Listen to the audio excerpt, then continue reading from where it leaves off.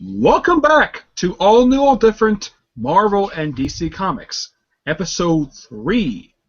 I'm Nick, the host, with Tevya Smucka, I think that's how you pronounce the last name, Yep. and Edgar, Comic Fan 1992.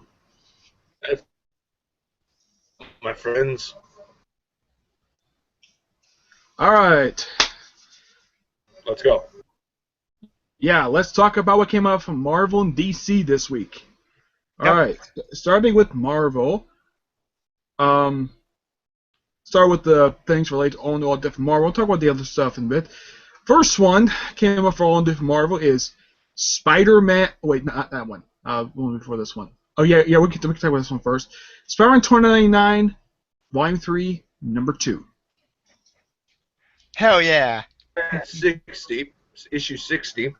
Yeah. 60. Yeah, because the book's been relaunched a couple times. Oh yeah, we numbered.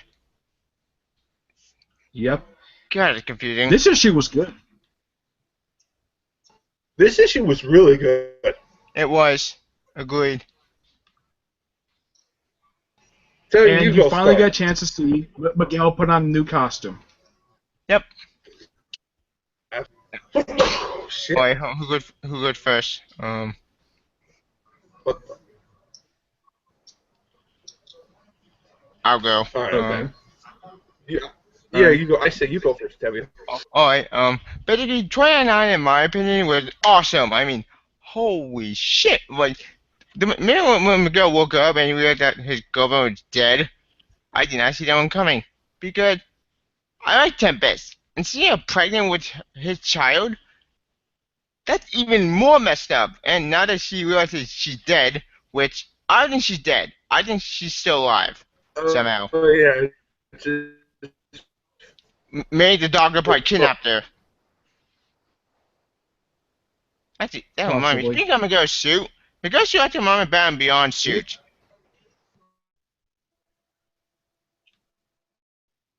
Kind of does. Mm-hmm. I think of it as sort of an Iron Man ripoff. Not exactly. I kind of agree with Tevya. It does remind me of the. Remember the time where he had Rocky boots? Yeah, Terry McGinnis. Mhm. Yeah. In the show. Yeah, okay, I agree with Tevya on this. Yeah, it does. It gives off that feel of Batman Beyond. Mm-hmm. Mm-hmm. Yeah.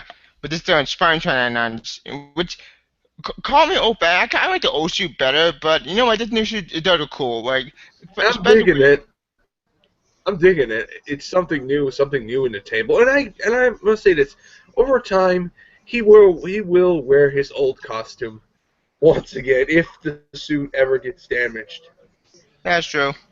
Mm-hmm. I mean he's always got a backup one.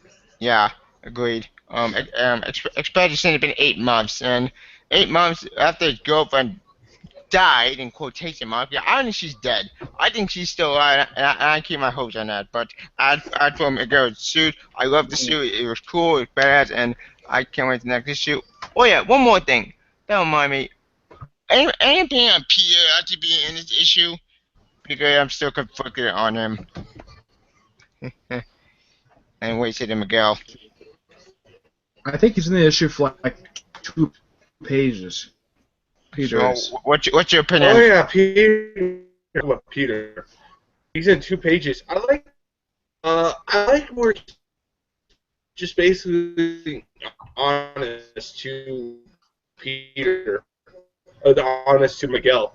And Miguel doesn't believe that. Or Miguel just in a state of shock that he's just all pissed off, and commented on viewcomic.com and didn't make any sense. I'm like, well, what did he post this? And I saw one comment says, "What's supposed to say? Your girlfriend died." Dude, it's the way it goes. It's honest. That's the one thing I like about the new on Peter. But yeah. Yeah. Did you notice that Tempest's mother Yeah. made her first appearance ever in this issue? Yeah. Oh yeah. And she slapped Miguel. Yep. Congratulations. Yeah. Yeah. Yeah, And, get to meet your girlfriend's mother, and the first thing she does is slaps you. yeah. And what's even worse? Because she thinks that because she thinks no, I don't think it's because he got her pregnant. I think she slapped her because she thinks he's responsible for her death or apparent death because we haven't seen a body at all. Yeah. We saw a body in issue 1, but we don't know they're both knocked unconscious. Maybe the baby Yeah. survived. I have a theory that Tempoma. Hmm? Do you my theory is that she probably did survive it, but probably barely. So the doctors at the hospital are probably keeping her in a medically induced coma and not telling Miguel that she's alive. Yeah. That's unfishy. That could be one hell of a twist. Yeah. And that would just piss off. I think that if that happens, he will lose Peter's trust for Yeah. lying to him. Yeah. I think it's best we kept her dead because I don't want to lose. I don't want to see Peter and Miguel lose their trust. And they've had that trust ever since they first met. Friends. Yeah. Yeah, and that would that's been seriously break it. Since Superior. Yeah. Wait. The one thing really good about this, just besides the story, is the gorgeous looking artwork about this book. Agreed. Oh, Oh, amazing. yeah. Oh, and also, we can't just stop talking. We got to talk about it.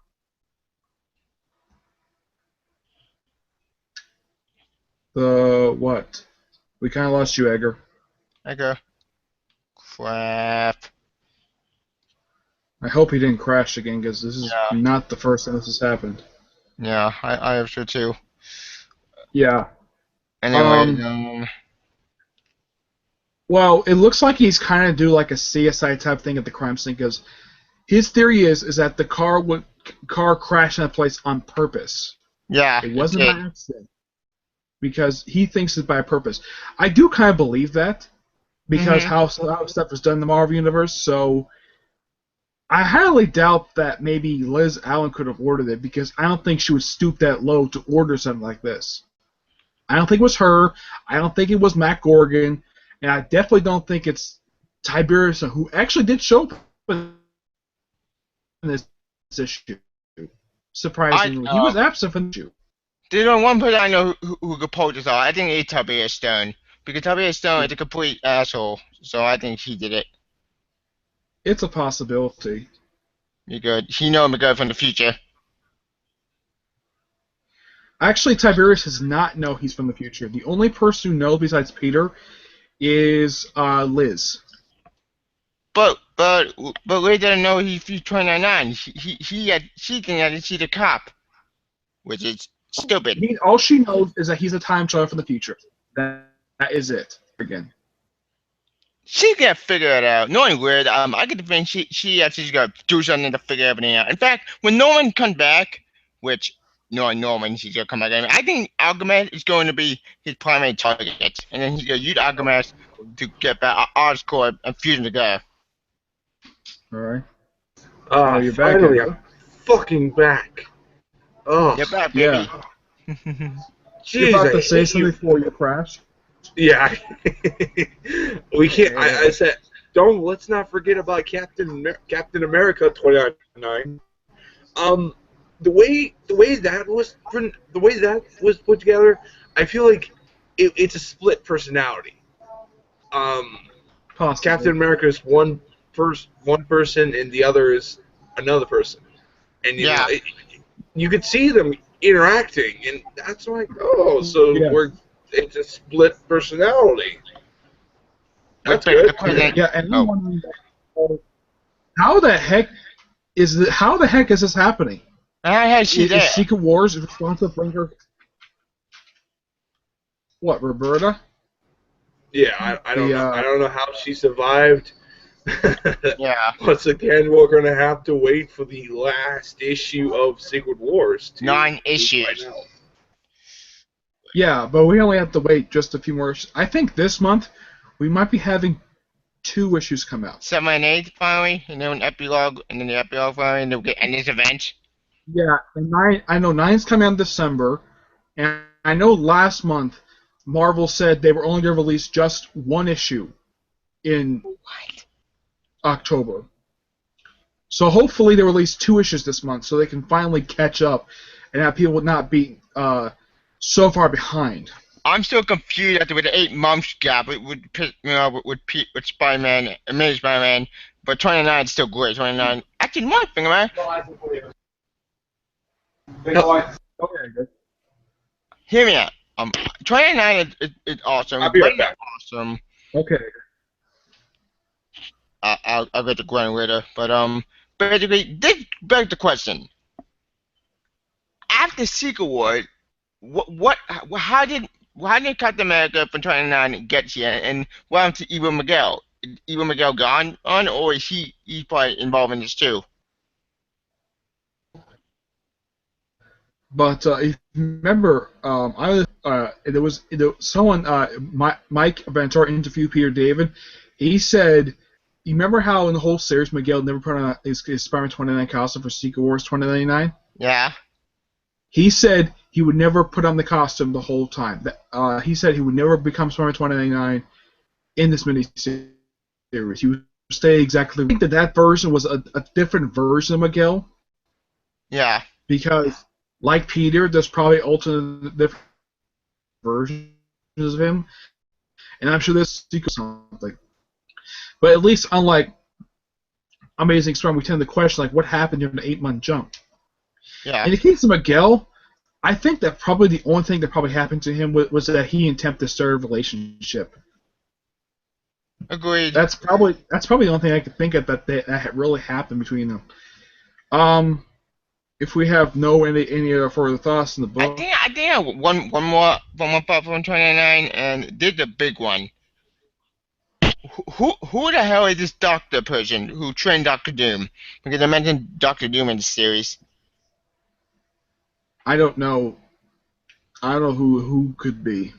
Because apparently he trained Doctor Doom from as a child to Doombots, which begs the question: did Doctor Doom remember everything in Secret War, and did he hire that scientist to fight Miguel, or Osborn did it? Possibly, but Doom in the present does not know anything about Miguel. He doesn't even know he even exists. Oh, so Doom 29 doesn't know. Wait. No, I mean the Doom in present day, not the Doom in the future.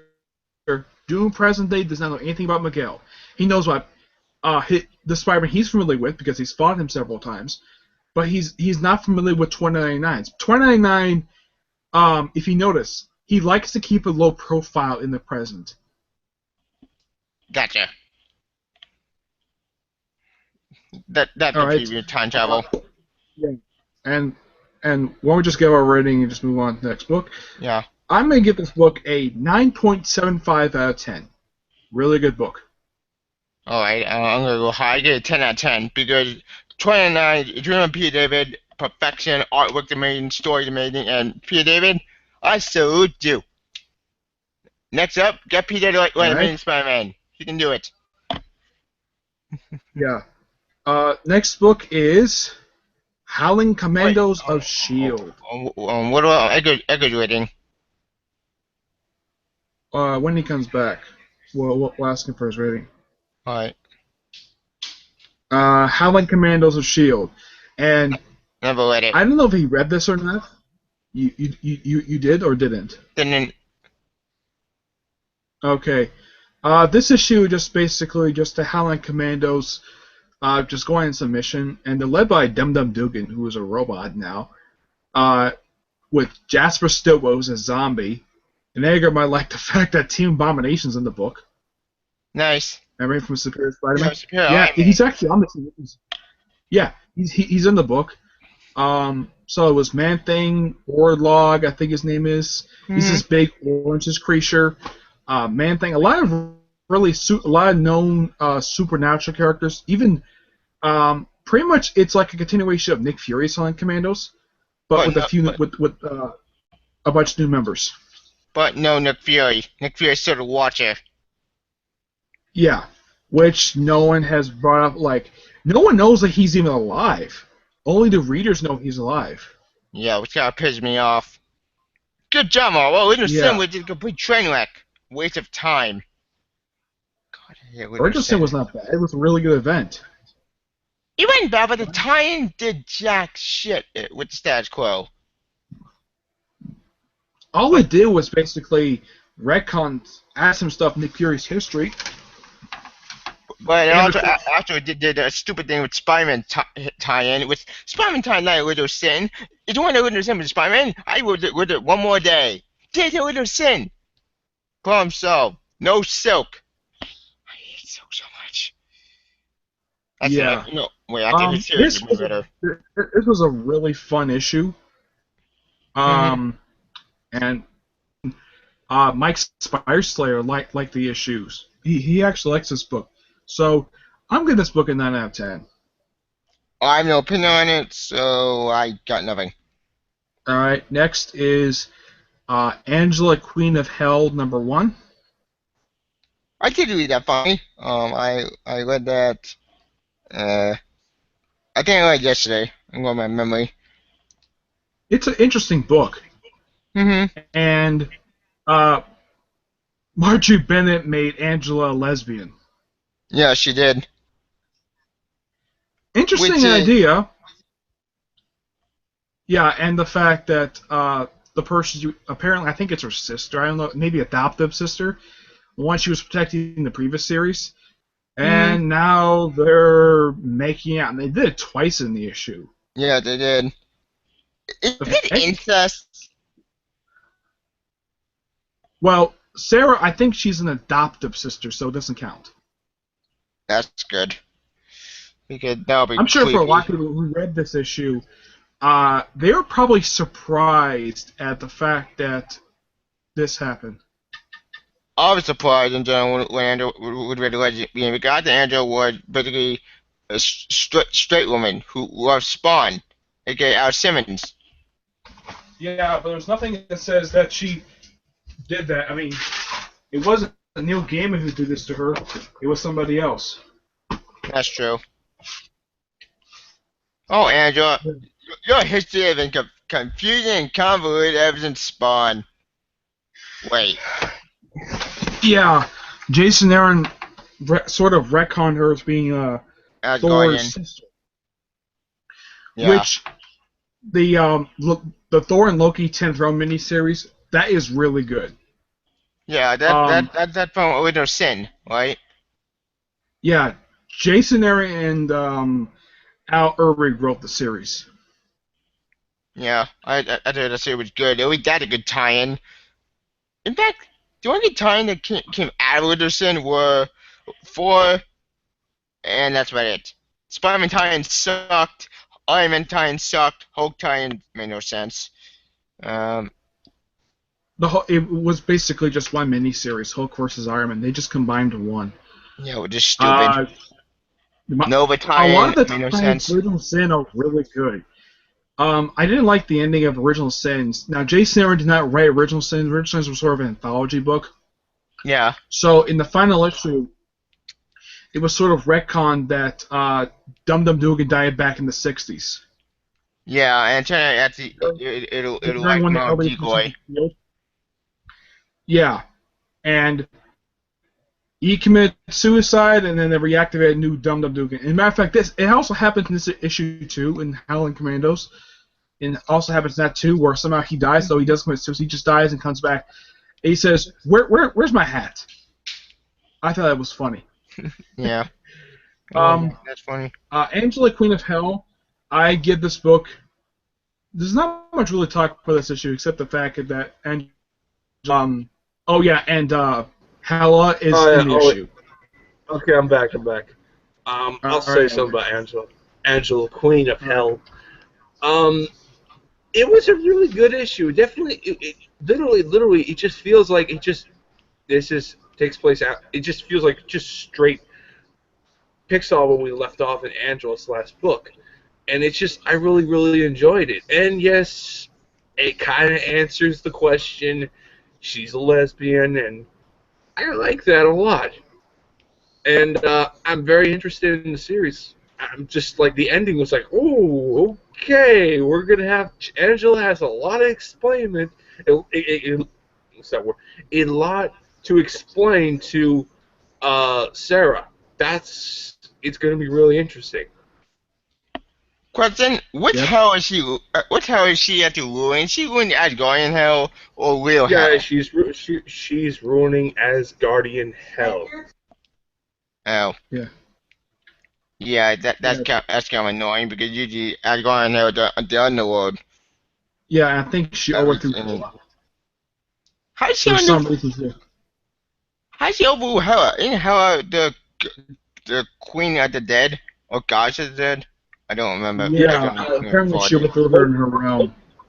Loki's daughter's ruling hell in Asgard, and apparently she beats him. She beats her. We don't know what happened, but I think they're going to explain it more and more. I hope they Well, I explain think it because this might take you off, Edgar, but Kieran Gillen kind of retconned that little fact of Loki being. There was a line in, I think it was like Journey to Mystery 645, where she says, Loki was never my father. what? That didn't make any sense. That's part of North mythology. You can't get rid of that. What? Kieran Gillen wrote that in Journey to Mystery I during Loki's fucking hate him. spotlight run in the book. Oh, okay. Now I fucking hate him. Yeah. Just, Stop messing with North mythology. You can't Yeah. change that. That's part of the character's history. Not only he just ruined, not only just destroyed my character, but he ruins Thor's mythology. Thanks, asshole. Yeah. Edgar, what was your score for Spider-Man 2099 number 2? Spider-Man 29 out of 10. 8 out of 10. After you left, we briefly talked about Howling Commandos of S.H.I.E.L.D. Haven't read it. Yeah, I actually kind of like the book. It's pretty funny, too. And you might like it. Team Abomination's in the book. Really? Edgar? Yeah, he's in the book. He's one of the main characters. Okay, who's writing it this one? I don't know. Let me Is look it it Tom up Taylor? here. Because I'll pick it up. I'll read it. I can look up right now.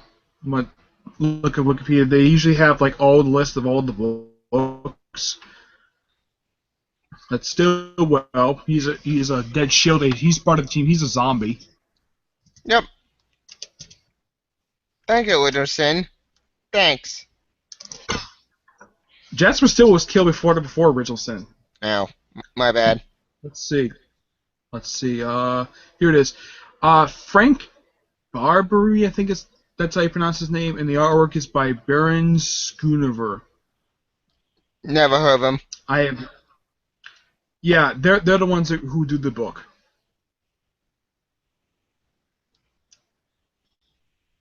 But the book is very, very funny. All right, since Edgar might pick it up. Okay, do we have any final thoughts on Angela, Queen of Hell before we move on to the next book? My brother and the Queen of Hell.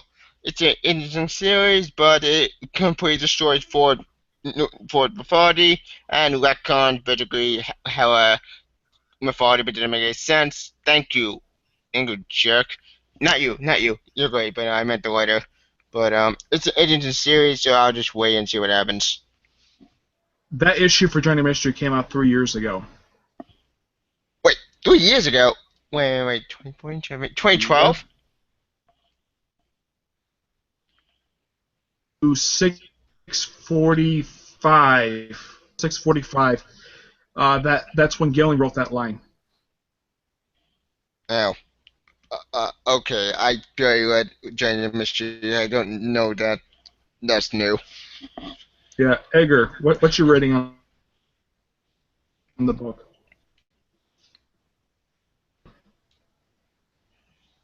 Edgar. I'm done, man. I'm here.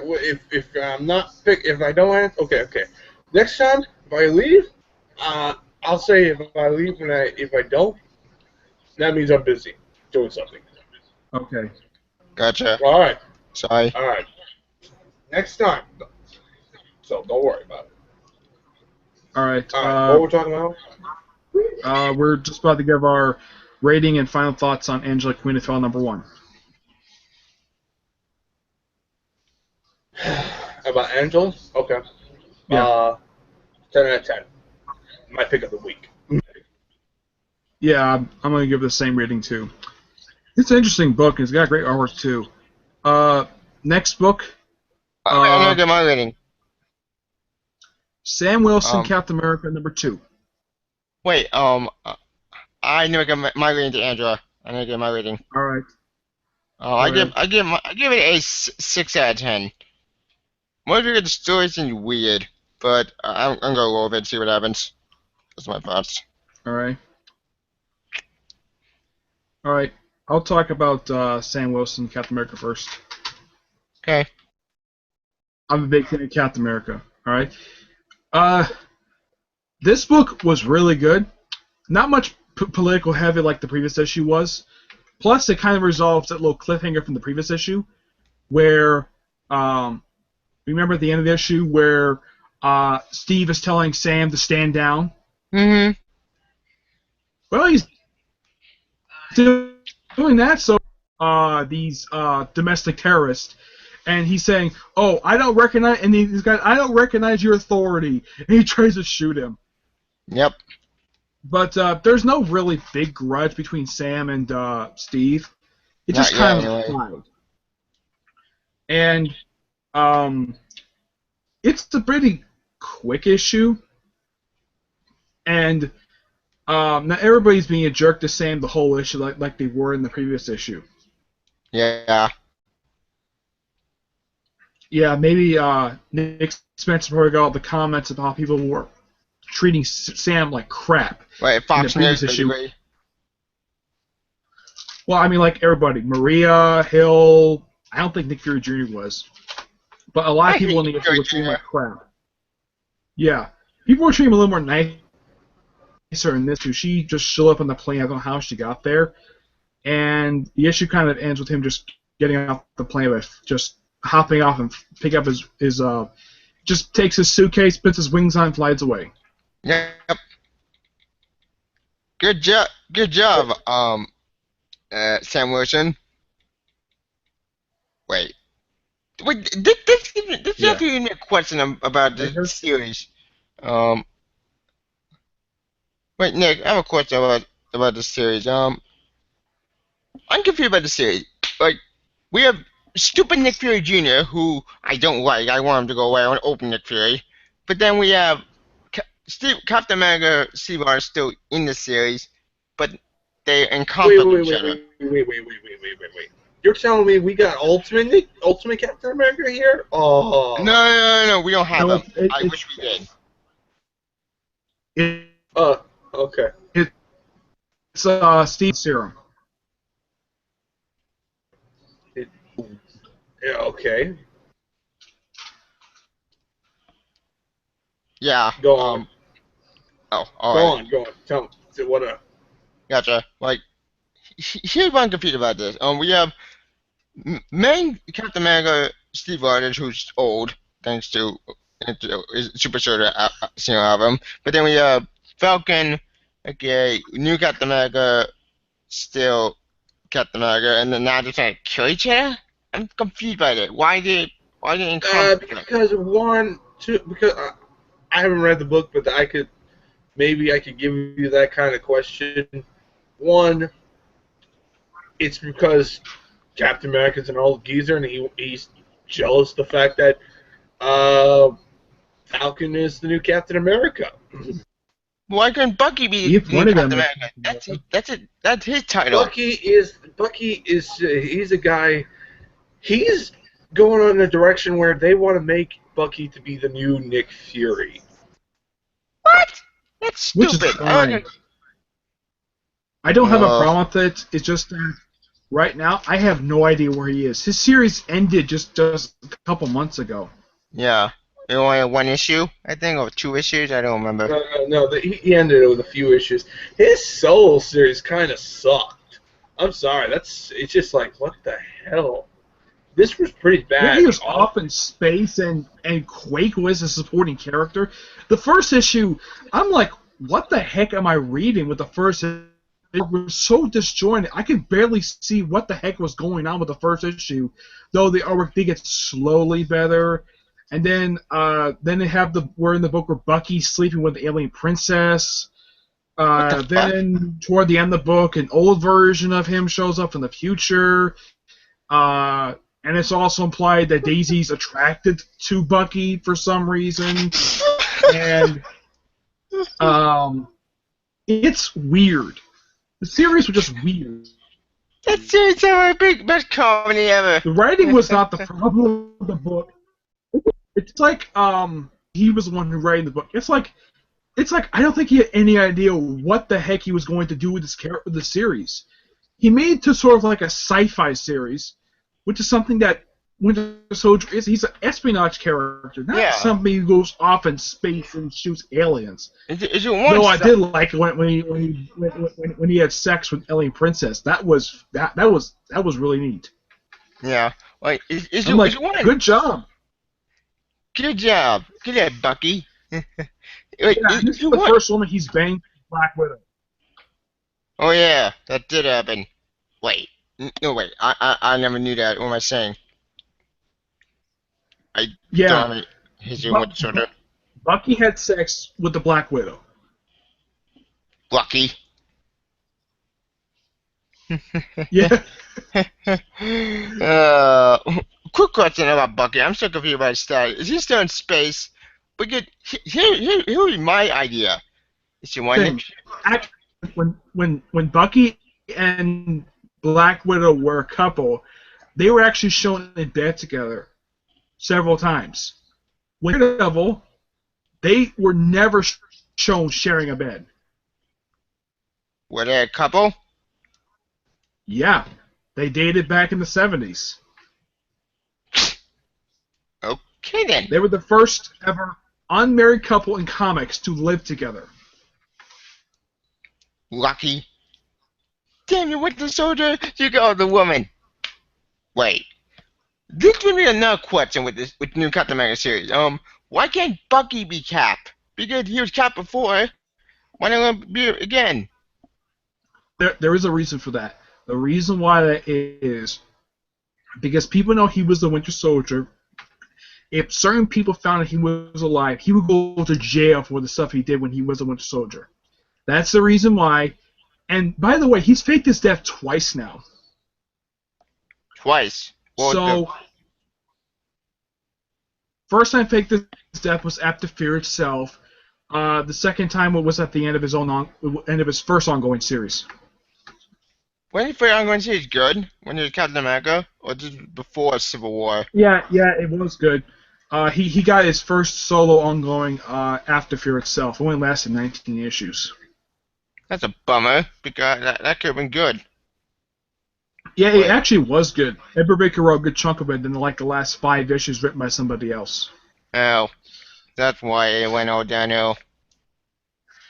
Yeah, it just ended. Man, I why can't Ed don't know Brubaker exactly why it originally was supposed to end at 14, but Marvel wanted to extend it by 5 more issues. Ed Brubaker probably said no to that because he wanted to end the story on a high note. Yeah, and his run was good. And with his run, ended the Bucky relationship. Because at the end of his run, Bucky did sort of a mind wipe. Because she got brainwashed to kill him. Yeah, that makes sense. I'll be back in 2 minutes. Alright.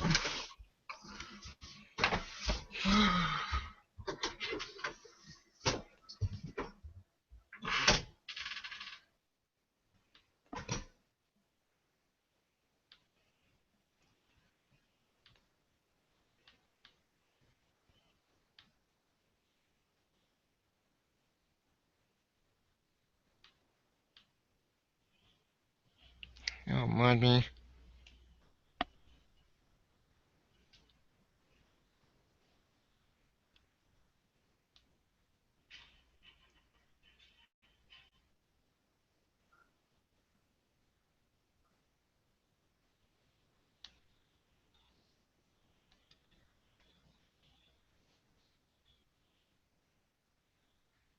So I got a quick question out there. Have you seen Ash vs Evil Dead?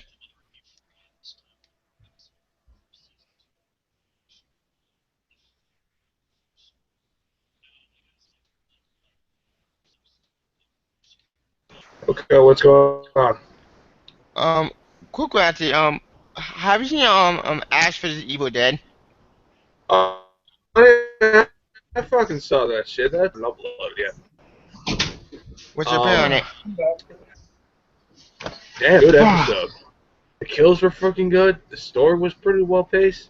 Everything felt really good. I just can't wait for episode 2. Same here. Episode 2 of what? Ash vs Evil Dead. AKA Evil. I haven't watched Ash vs. Evil. Go on. I don't have stars. Bummer. That's good. You want me to give you it online? I can help you give you online. I don't have stars either, but I watch it online. I can help you give you that. It's really that simple. Have you seen the Evil Dead movies? Yeah, I've seen Okay. it, and I have all 3. Okay. Oh, did you saw the remake? That's so novice. I have not seen the remake. I've heard it's referred to as sort of a proto-sequel to the original films. It's kind of a sequel, but not really a sequel. It's a sequel to 2. Yeah, it's a sequel to 2. It's in between 2 and 3. That's all I can say. The only reason why But- it's considered that because Ash's car shows up in the movie. That's true. And it makes a cameo. Yeah, at the end credits. Yeah. Yeah. I'll give you the remake and the episode later. All right. Do you Alright, want back to to finish Captain talking about Sam Wilson, Captain America? Yeah. Yeah, let's finish. I haven't read it, so this is the series I haven't read. I really love Sam Wilson as Captain America a lot. Mhm. So I'm like, I haven't got the time to read his second solo book. So, I mean, but I will eventually. Yeah. It's still the same artist. If you read the previous volume for Kenny Avengers, that is who the artist is in the book. Okay, I don't mind. Did he work with Bendis on Kenny?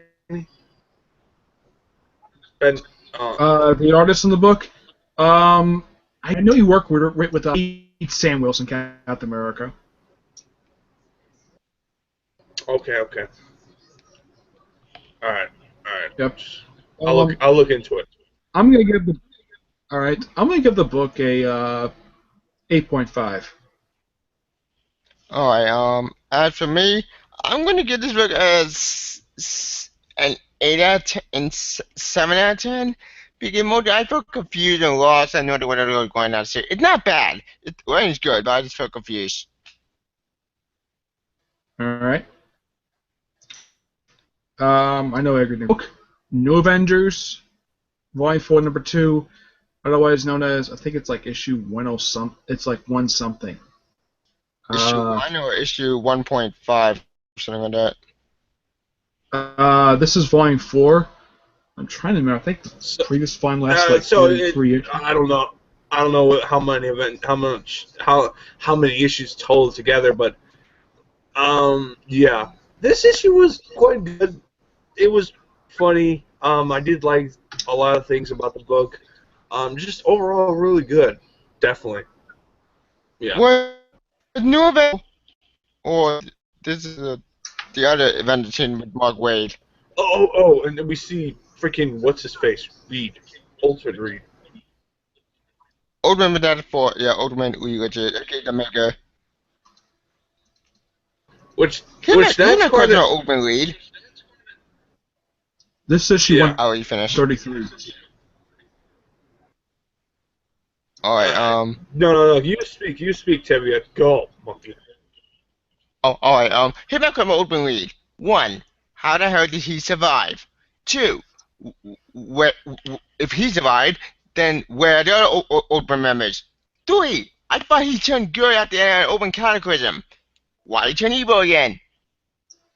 He keeps flip flopping. It depends on what the writers want to Because do with them. he was probably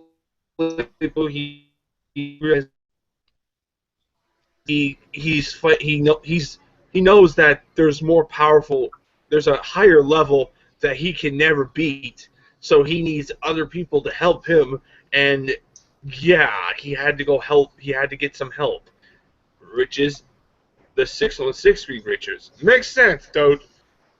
Logic. No, that makes sense. Secret Wars, but I'm in post Secret Wars. How the hell do you get the 616 on 8 months? Well, basically, I don't know. We have to see how that explains. I wish there was a book that explains everything. Agreed. Yeah, I read this book too. This book kind of wrapped the arc of this volume because it seems like everything gets wrapped up with this issue and gets ready for the next adventure. I was surprised to see them. I actually had heard in an interview that he was going to be in this book because this cover was actually spoiled a few months ago. Yeah, Because it seeing was. his name on the cover is a bit surprising. And I do like Clint's line where he says to Sunspy, he says, name, New Avengers. Yeah. Wait, And how, man? He's in this too? no, Hawkeye. Yeah, Power Man's in the book too. And about he Edge? and White Tiger are no longer a couple. Yeah. And It's the same writer.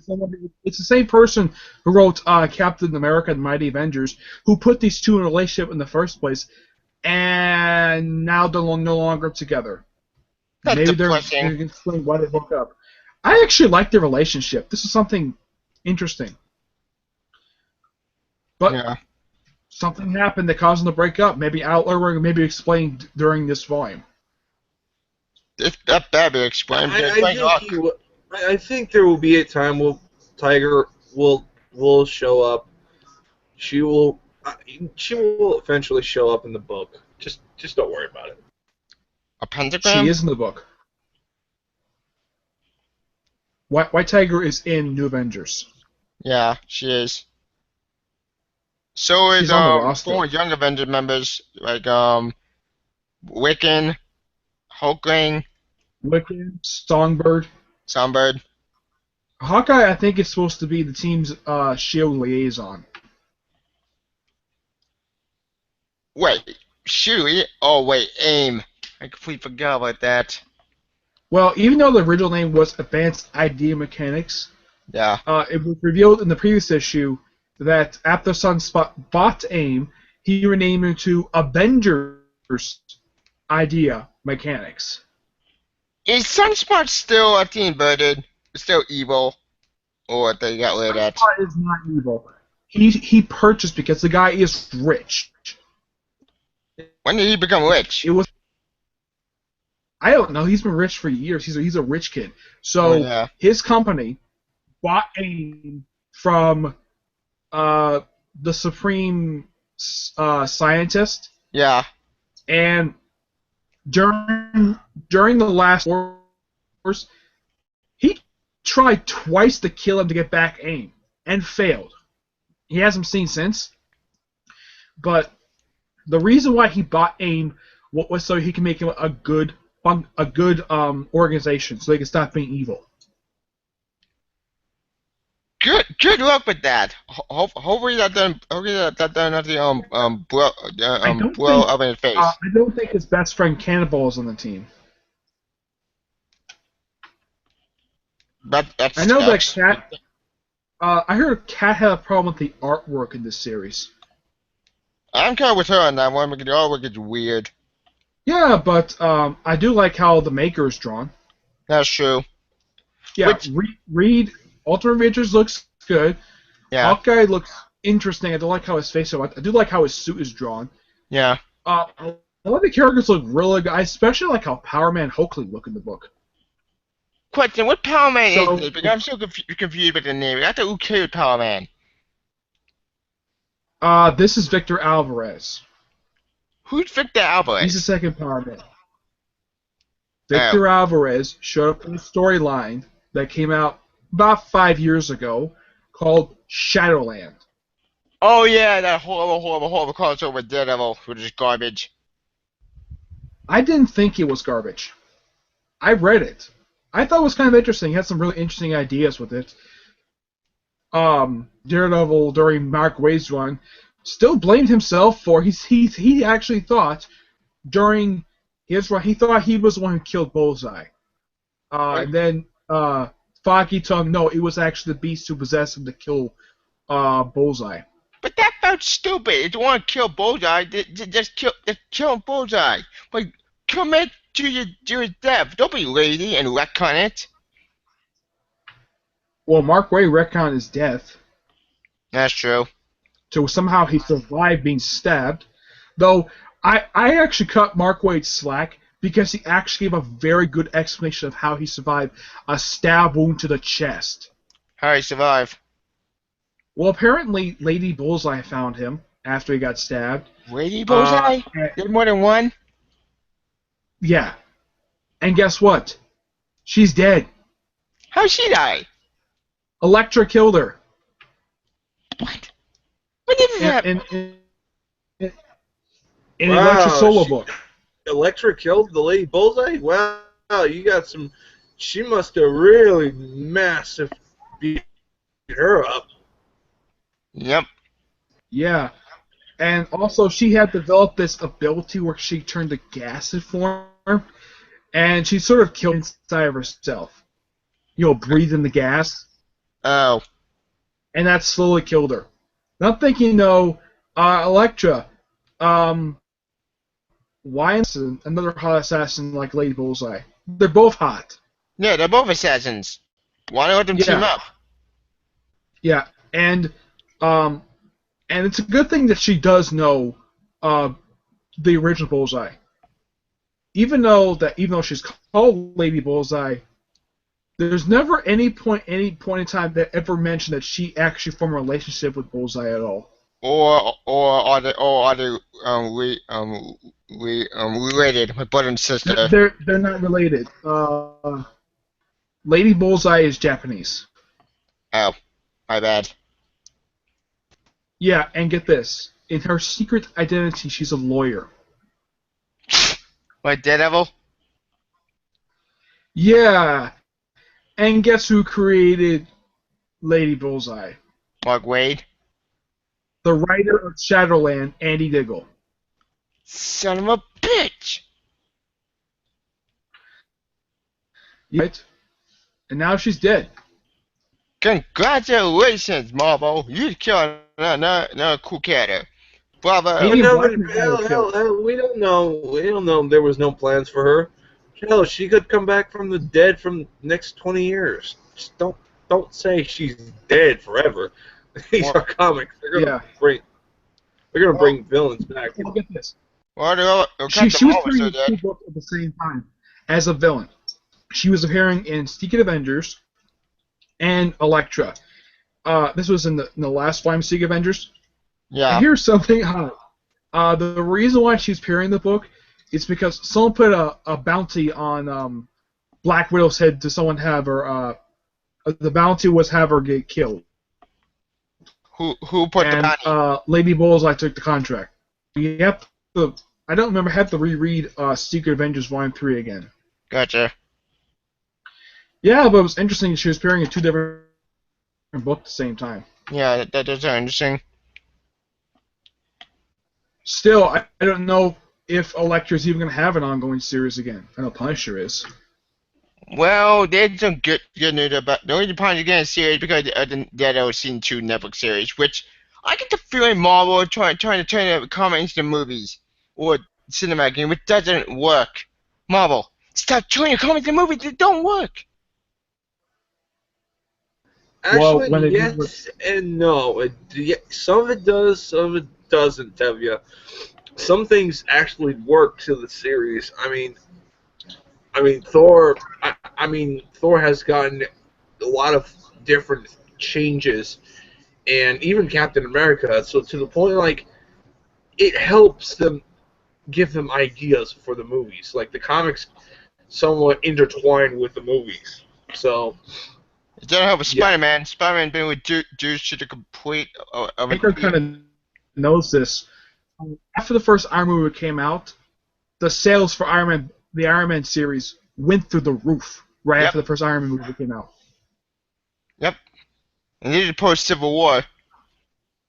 Wait. Yeah, and it's because of the book, it's because of the films that Pepper and Tony got into a brief relationship, and that's also the reason why Tony's got an AI. Yeah, and that also another reason why they got the ball for open comics. and that's why, and that's why they broke up, and now they're gonna do something different. And let's just hope that happens. Yeah, And Tevya, don't explode. And I repeat, don't explode what you did last time, because when Mary Jane goes in there, I will say, I told you. I won't Yeah. explode, but if I see Iron Man and MJ kissing and she get pregnant with Tony Child, I'm scared. Dude, I will be jizzing myself every with that if that happens. Well, you'll be happy. I'll be like, what? That'll be Yeah. our reaction. Uh, yeah. Do we have any final thoughts on New Avengers #2? Yeah, I'll give up my thoughts. It's a great issue, definitely well paced, well drawn. I give it a sucker at 8. Just really good. All right.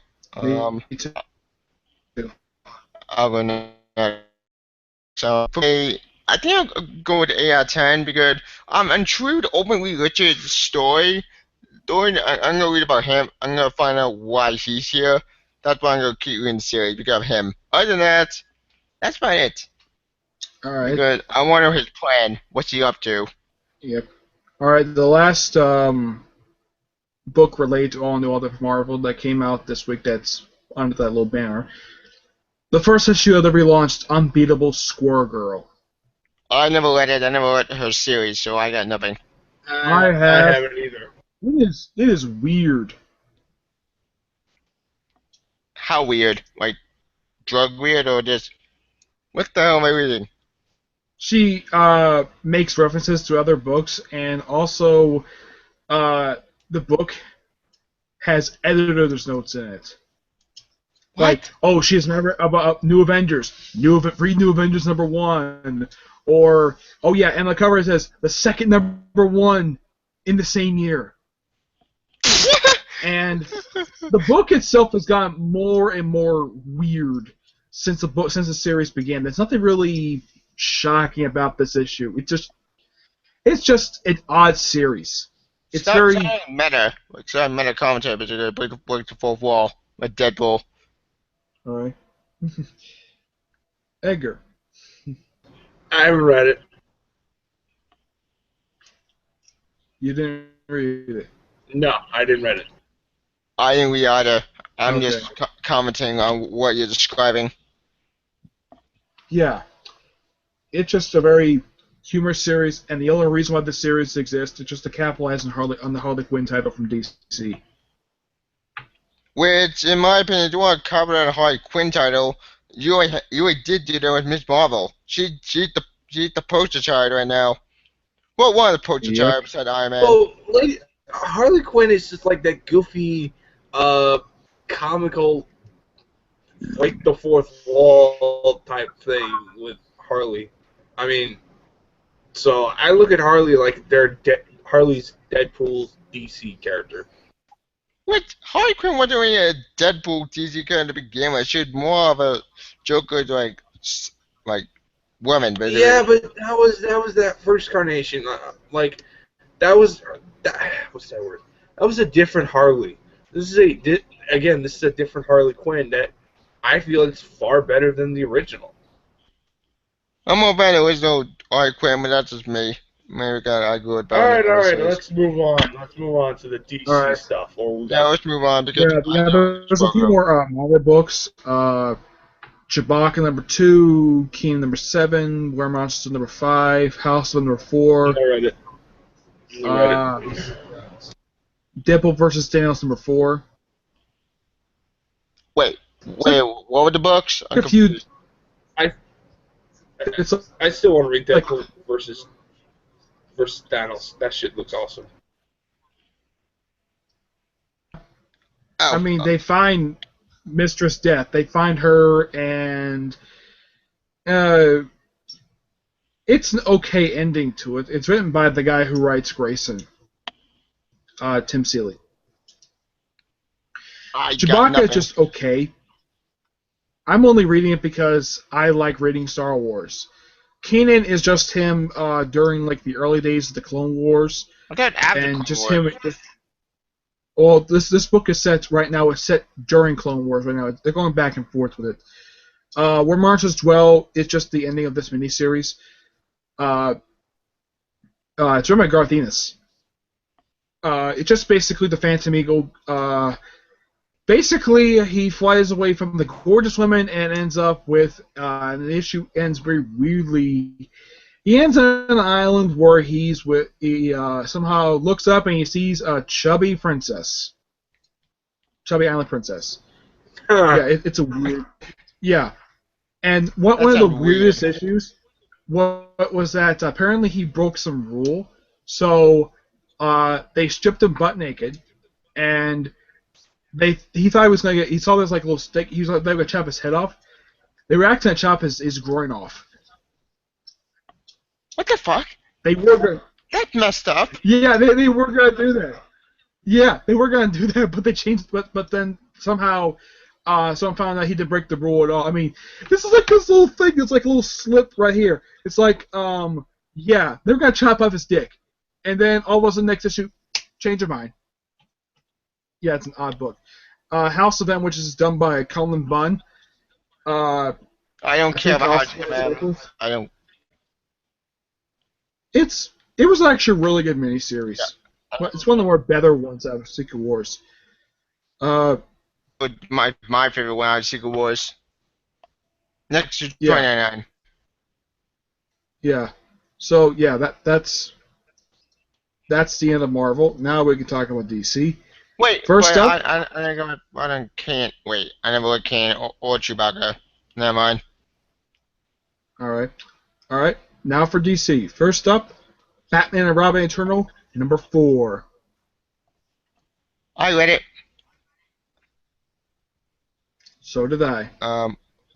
Yeah. Edgar, did you read it or Edgar, no? did you read it? I'll be right, guys. I'll be right back. Okay. All right, This I'll issue go. was just exciting. I mean, you finally have Batgirl shows up in the book. Yep. The cast Robin, of Robin shows up in the book too. It helps save Bruce Wayne from being killed by a group of brainwashed people. Yep. Who was brainwashed by the mother, and I'm not sure where Cassandra Cain is taking Harper Road. They have not explained that. No, Yeah. they haven't. And they left. I think also they haven't explained with Tim Drake. Which, speaking of Tim Drake, something that pissed me off about this issue, which I'll get to that in a minute. But I'm confused about the continuity here because in Batgirl issue, which apparently Dick Grayson and Barbara Gordon are no, or basically Barbara didn't someone lose it. Fuck. Yeah. Sorry. Alright. Hang on a sec. Yeah, I know that No, she's it's- with Luke Fox. They established that in the previous issue of the series. Yeah, we're just stupid. We're going to talk about Batgirl soon, but Yeah. this issue was We'll really get to that in a good. minute.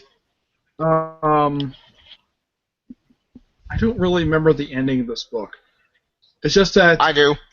it just felt this issue was very action packed. More than it's been.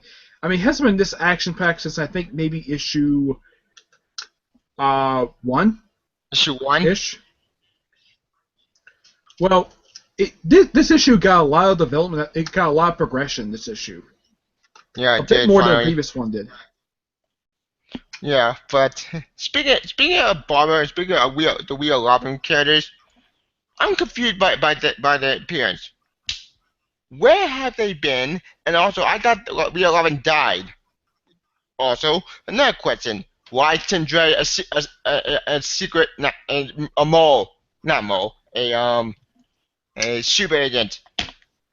Stop destroying Tim Drake, DC. You're pissing me off. Ugh. I'm not sure what they're playing with him, and I have no idea any Titans in between the volumes. I have no idea. They have not explained this yet. Yeah. Yeah, Tim Drake had been fucked over ever since New 52. I hate New 52. It destroyed my favorite Robin. I mean, Damien, the new Robin, which is bullshit. Yeah. Um, I think the reason why they're waiting to issue 4 to bring in the We Are Robin characters is because they wanted to sort of get the story up and going. And there was not much of a flashback in this issue. It was just basically all set in present day. Not much of flashback stuff in this issue. Yeah, which is a good You know, thing. like in the past when Dick Grayson was Robin. Hmm. Not much development when it comes. I don't think it was a flashback in this issue. Did you see one? I think there was a flashback period, but there wasn't a flashback. The only thing we got in flashback was with Tim Drake. That's Yeah. about it, because Yeah. I'm sure they're probably going to tell us what's going on with him. I am hoping he is not working for this character called Mother. I'm hoping they don't do that. yeah, I'm hoping that they fix Tim Drake's history. For God's sake, Scott Snyder, fix him! You're the only person who could do it. Well, he's writing better than Wolf Pfeiffer is. Yeah, Wolf Viper is sucking right now. Teen Titans sucking right now. Fuck you, DC. Fuck you, Teen Titans. My favorite team. Which one of my favorite teams? Yeah. Next to So, JSA. yeah. Basically, yeah. I know Tony Estino does not do this artwork in this issue, but I know he's coming back next issue to do the artwork. Which is fine because he needs a break. So, I'm glad he got a break. yeah. Because this guy is also doing Deathstroke. He doesn't need to draw every single issue of a weekly series. So, this is one thing I gotta get praise for this book for doing. Not only is the writing consistent in this book, the artwork is consistent. Is very consistent. Batman Yeah. Eternal was kind of hit and miss. It was not that consistent. And the one thing you gotta like about this book so far, there are no other plot lines going on. Just Yeah. one plot line. Actually, two, I'm including the flashback one because that's a separate one, even though that wasn't touched on this issue. But I do like the fact that they have one cohesive story going on, not several different ones going at once. Yeah, agree. Because with Paul Batman Eternal to I have it was just too convoluted, too confusing, and it made no sense. No, wait, that's not true. Future, that made no sense. Series, of all three weekly series, this was the one that had the best ending to it. Agreed. World's End had okay ending, and we both agree that the ending for Future's End was horrible. Yeah, Future, I'm at Rampant on issue 48, and my reaction was, oh, but piss. Because, once again, my favorite Batman got screwed over. And then Beyonce's secretaries are sucking. Yeah, the whole point of that weekly series was just to be just a special sneak preview of the Batman Beyond series. Though the series is done by a better writer than the writers of Future's End. It's Dan Jeremy still love Futures, and that's the funny part, not the sad part. Because right, Dan Jeremy, you're Superman Lois Lane, which is great. Which this gives me a question about Batman Beyond status in this new DCU or New 52 universe. I'm still calling New 52. Like, I think that the one from the TV show still does exist, Tevya, but this is just an alternate version of him that does exist in the regular DCU. yeah, which is So guess. you could probably think that he does exist, but I don't think they're telling any more stories with him of that version, the one from the TV show. So he's still there. It's just that there's no new stories with him at all. Which is depressing because I love Batman Beyond. Even my favorite character, which one of my favorite characters besides Wally West. I enjoyed Thank you, the comics that DC came out before. The one that was good. I like its follow-up. I think I think that volume 3 and 4 was done by Adam Beechin, the guy who screwed over Wonder Woman. who screwed over Cassandra Cain. Yep. And the digital comic was done by Kyle Higgins, Yeah, Kyle which Higgins he is a did great a writer. great job with that series. I mean, I read every single issue of his run for Batman Beyond the digital comic. Really good. Yeah, same here. Do you have any final? Yeah. Do you have any final thoughts about Batman and Robin Eternal before? Honestly, I do love Batman Eternal number 4. It's a great issue. I'm just hoping after the story doesn't get convoluted like Batman Eternal did. That story was a complete mess. It wasn't bad. It's not. At least not yet. Let's be glad the series is not 52 issues. Yeah, like Future's End was. Wait, Future's End 48 issues. If Two Worlds End was. Eternal was 52. 52. Yeah. So when Edgar gets back, we're asking about his thoughts about Batman Robin Eternal. I'm gonna give the book a 9 out of 10. Yeah, same here. I'm gonna give it a 9 out of 10 too. I can't go any higher. All right. I'm just praying to God that the, Tim Drake is not messed up again. He can scoot over. Yeah. All right. Next book is Justice League: Gods and Men, Batman #1, and Peter J. Tomasi writes this book. Yep, I read it. I read it too. This was actually really good. And yeah, it was. For a book written by Peter J. Tomasi, and it's Batman, you can definitely count the fact this is going to be a good one shot. It's Batman in his Mobius chair, basically.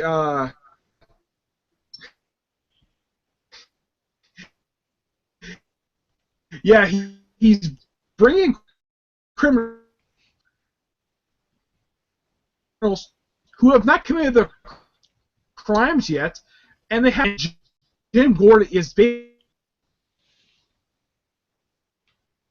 a really good thing. I mean, like first he sort of time travels back and parents murders again, and then he visits Joe Chill in jail. Yeah, he does. Yeah, I thought that was funny. He visited them in jail and basically nearly tortured them to death. And he even took off his mask, showed him who he was, and then he decided to just, not long afterwards, erase that little thought, erase that knowledge. Yeah. Which I didn't have a problem with that because it's the Mobius chair. Mm-hmm. And if you noticed, since he has gotten in his chair, he has never stood up from the chair. Yeah, he hasn't. At all. The whole time he's been sitting. And apparently the chair is giving him nutrients. It's because of this chair he doesn't require sleep, he doesn't require food, and he doesn't require anything to drink. But the chair's killing him basically, isn't it? Yeah, I'm sure by the end of Darkseid War that he's probably gonna get out of the chair. And and Metron's gonna get. I'm sure he's gonna get the chair back. And I'm sure everything's gonna go back normal as soon as this is over. We're talking about the Batman title of the Batman tie-in of Darkseid War. Well, we gotta talk about Batman Robin Eternal first, then we talk about. Now we're talking about this title. Okay, I'll be right back. All right. Okay. I'm sure he has to take care of something. Good writing. It's a great one shot. I know there's 2 one shots coming out next week. I think the next one is Superman. I know Lex Luthor's the last one I saw. Yeah, I think it's Superman. I know Superman's having one. Lex Luthor, Shazam, Green Lantern. I think Power Rangers had one too. Yeah. Or is it Flash? I think Flash. I think Superman. Yeah, I'm not sure. I've heard there's 2 one shots coming out next week, so I'm not sure which ones they are. I'll find out when they have those .com. They usually get previews of what's coming out this week for all the companies. Agreed. And in case I don't know if you know this, Tevya, the independent companies didn't put out that much this week at all. They didn't? That's a bit odd. Yeah, the only companies to put out more than like 1 or 2 books was basically Image and Dark Horse. Everything else put out about Okay, I'm back. All one right. to three books. All right. All right. Well, let me catch up on this. Batman Eternal, good.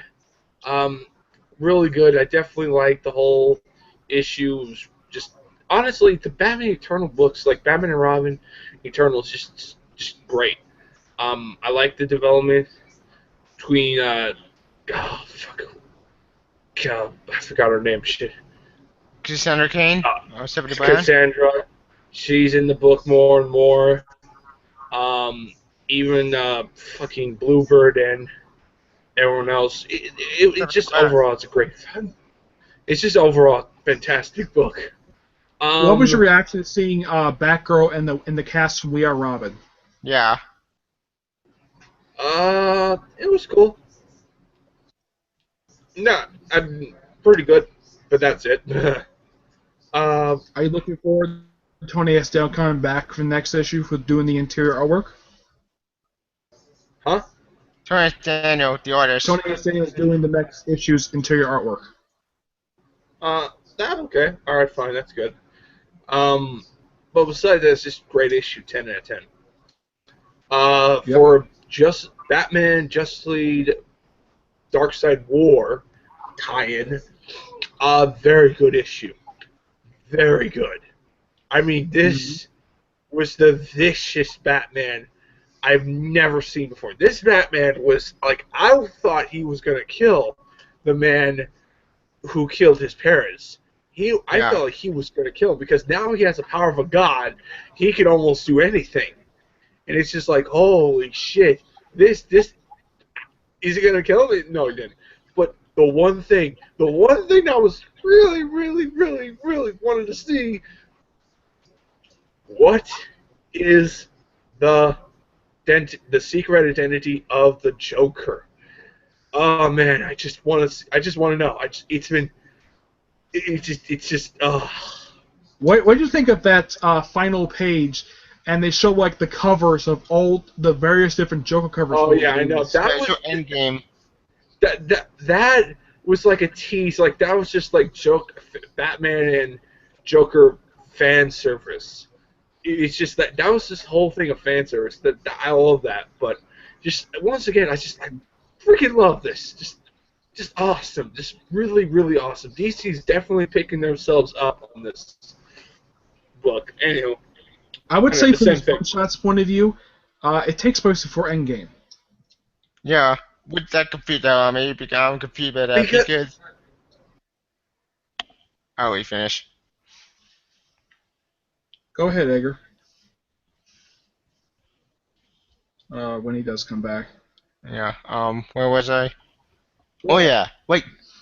I'm confused about the whole tie-in to Darkseid War because it seems to me that this event didn't really affect all your other titles because what the point of this event if it didn't affect anything? It's not going to affect the main universe, which is confusing. Well, from the point of view of the book, it's before a lot of the stuff that's currently going on in the books right now. So it is before Gordon became Batman, which made sense. It was before Superman became stupid, a complete idiot, complete. We're gonna talk about Superman because another one of his books came out, Yeah, well, and we're gonna talk about that. But this issue was really good. I'm giving this issue a 10. Really good book, beautiful artwork. Good job here, Jay Tomasi. You did a fantastic book. yep. As for me and Joe, actually, one thing I am confused with this tie-in to Darkseid War is that where's the Antimatter? Where is he? I don't think he's going to be appearing in the one-shots. I think he's just going to appear in Justice League itself. That's annoying as hell because the Antimatter is the one who killed Darkseid. Because I killed Darkseid, I won. Peace out, bitches. And he just Flash left. killed Darkseid. Oh yeah, the Flash. Actually, no, he used the Flash technically. Now Flash Yeah, is he deaf. turned the Black Racer. Yeah, Yeah. he turned Barry Allen into Black Racer, which is confusing because wait. Black Racer is it one is a new god, right? Yeah.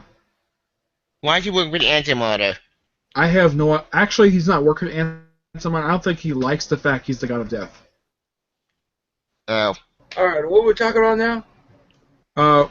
We're just finishing up with the Batman one shot for Darkseid War.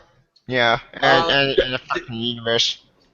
It just that whole issue was just it was just a very fun issue. I mean, I just once again this is a vicious Batman that we never see before. This is Batman have the powers of a god. So Yeah. I mean, hell, I was a little surprised that he tried to change the events of his death of his parents.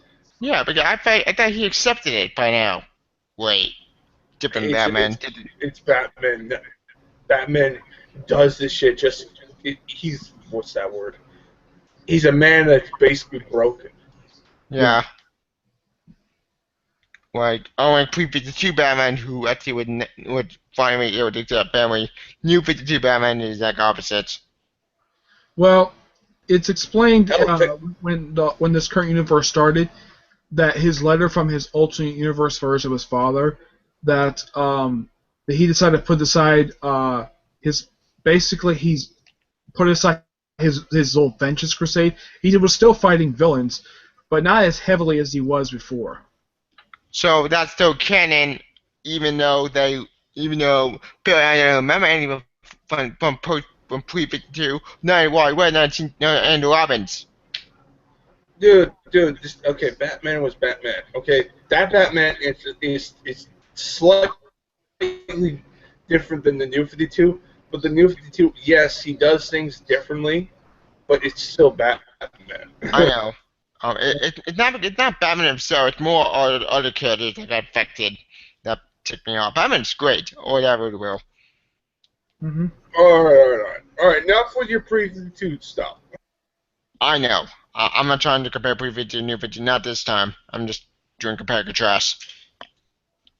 My point is All this. right, whatever. Go. Yeah. All right. Go. Can we go on for something? Can we go on? All right. Next book, Grayson We never number got 13. ratings to Darkseid War. I gave my rating for this one shot 10 out of 10. Sorry.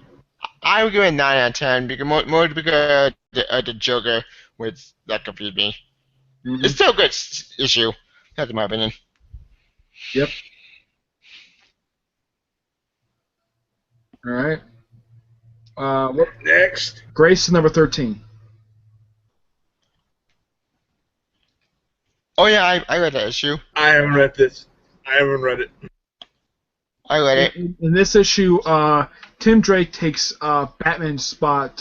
What Batman's role was in the first 8 issues of the series. You know, operate from the Batcave, be the Oracle. Yeah, that's simply what he's doing. Except that when you see Batman, he's usually sitting in the Batcave. Tim is standing. Yeah. But he serves a very similar function that Batman did. Or Barco did. Barbara. Yeah.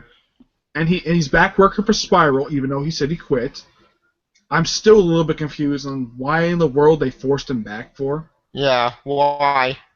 Yeah, and he's going to be continuing his mission on trying to dismantle Spiral from within. Grayson, get the hell out of Spiral. You're not an agent. Become Nightwing again. Oh wait, they won't let him become Nightwing.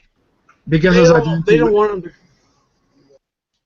They don't want to become Nightwing. Just accept. Okay, I accept the fact. Like, I may not have read the book yet, Grayson, but I've already accepted the fact that he's never going to become Nightwing. It's just never going to happen. If he were to take up a mantle again, I would either accept him being Batman because no one knew he even was Batman except for people who actually work with him. Yeah, he can't be Nightwing because he was outed. That's the reason why. And you can kind of blame Jeff Johns for that because he wrote Forever Evil. I blame him for slack editorial. because he's a good writer. That's why. I cut him slack because he's a good writer. Yep. He probably had a good reason for outing Dick Grayson as Nightwing. Oh yeah. Hell, it's better than having him not dead. that's just oh, that would have been Yeah, but Yeah, I that know would have been. he was trying to kill him off for years. you try to kill an Infinite I Crisis. mean, I'm gonna say this: it's having Dick Grayson die. It's just like having Spider-Man die and not have Spider-Man in the Marvel universe. That's just That sounds no, familiar. no, and hell, it would just be odd and just like, man, this doesn't feel the same without Dick Grayson. It just Yeah. doesn't. It just really doesn't. There are two reasons why they won't do it. One, he's got probably one of the biggest fan bases of all the characters DC Comics has, and two, money. Yep. Also the reason why. Yeah, also third reason why, Jim, because you kill Because Nightwing, If people get they pissed do off. kill him, DC is going to be facing bankruptcy, really bad bankruptcy, because they killed off one of the most popular characters. Didn't they do that before with Bruce Wayne? They killed him in Final Crisis. Yeah, but here's the thing. The only reason why they let that thing slide is because Grant Morrison was already planning bringing it back anyways in the pages of Return of Bruce Wayne the following year. Yep. I think a Yep. lot of people knew that DC was not going to keep him dead for too long. So, since Grant Morrison was the one who killed, I don't think Grant Morrison even wanted to kill Batman because I think he enjoyed writing him. So, that's the reason why he decided to sort of change it to where he brought him back. And it's all the same thing with Superman. They killed Superman to boost sales, and then they brought him back. Yep. Well, here's the thing about Grant Morrison. He also wrote Batman Visual with Dick Grayson's Batman. Dick Grayson's Batman was awesome. I miss him with Batman. He was great. Yeah. Why get rid of a series? I read the New 52. Tevya, what I'm gonna do with you? No, Wait. wait. No, Tevya, let me freaking finish. All right. Tevya, they're probably gonna do that after Endgame, and not Endgame, after Batman Eternal is over. Like, I feel like the more and more this goes on, I feel like eventually we're gonna see Batman again. He's gonna fight the Bat family. He's gonna be totally lost to them, and they're gonna look at each other. The whole Bat family is gonna look at each other like, we need a Batman that we could trust, and they're all gonna look at Dick Grayson. I guarantee you that's gonna happen. This is probably going to be a very similar situation to the way it was with Battle for the Cow. Yeah. With Battle for the Cow, I didn't Todd, I took a anti-Batman, which I love that series. It was awesome. She Dick Grayson Todd's ass. Yeah, I believe Tony Estano both wrote and drew that series. Yep. That shit was awesome. Why can't he write Jason Todd again lettered? He can make him cool again. Scott Riverdale, you need to. Wait, not Scott Riverdale. He's not wearing leather. Wait, he's wearing leather in Arsenal. I wouldn't mind if Tony Estano wrote the Red Hood Arsenal series. It's just that I think he's probably too busy with Deathstroke to write Red Hood Arsenal. Damn it. Stupid Deathstroke. Not that right, Deathstroke and Deathstroke need to be in Teen Titans because that's the only good villain that was Trigon. The most recent issue of the series came out this week. Do we have any more thoughts on Grayson number 13? Honestly, yeah. Speaking of Grayson, I completely forgot. I thought at the end of last issue, the Bat Family was going to destroy Spyro in the next issue. Turns out I was wrong. It turns out the Bat Family... I think the reason why they're not going to all do it the same right now is because a lot of them, except for Tim, have got their own solo books to worry about. God damn it. That pisses me off anymore because Tim's in a solo book. Yeah. I don't mind the fact Tim Drake is a supporting character in this book. It gives us something else to do besides being the leader of Teen Titans. No, which is garbage to begin with. Yeah. Teen Titans was like one their time. I'm going to give this book a 9 out of 10. I give it 8 out of 10 because I felt confused and lost. Yeah. Alright, next issue, Robin, Son of Batman, number 5. This is Damien, right? Yeah, this is Damien. Talia shows up in this issue. Yep. Nobody's Daughter doesn't do very much in this issue. Basically, it just Damien interacting with his mother. And this happens throughout most of the issue. Yeah, and then Demon shows up. The issue itself is still pretty good. I know some people are kind of worried because Patrick Gleason is only just known doing for artwork, but writing-wise, he's doing a pretty good job with it. Playing's fine, it's just the art was confusing. In fact, speaking of Damien, I have a question with Taya. I thought Taya tried to kill Damien. Wait, that didn't incorporate. I think because what her father did to her when she was sort of resurrected during Robin Rises. Yeah. I think Roz kind of wiped that from her mind. I don't think he even liked the fact that she was going to war with him in the first place. He didn't like it at all. So, and I think that Damien was starting to forgive his mother for trying to kill him, for actually killing him. I think he started to do that. And the story is still called Year of Blood. And they mentioned like it's day something. I don't know what day it was. But it's still an interesting issue. And the only reason why you thought probably artwork is confused is because it's just Patrick Gleason's artwork. It's the same art style. Same way he's drawing Damien that he did when he did Batman and Robin with Pierre J. Tomasi. Oh, no wonder about confusion loss. Interesting. I wasn't lost. I especially liked the way he drew Deathstroke in the previous issue. Speaking of Damien, that doesn't mind me in general with the stats right now since the creator cartoon took over. Who did Demon person with Al Ghul? Apparently it's not Al Ghul, different Al Ghul who wanted to kill Damien Talia. Who is this guy? I confused about him.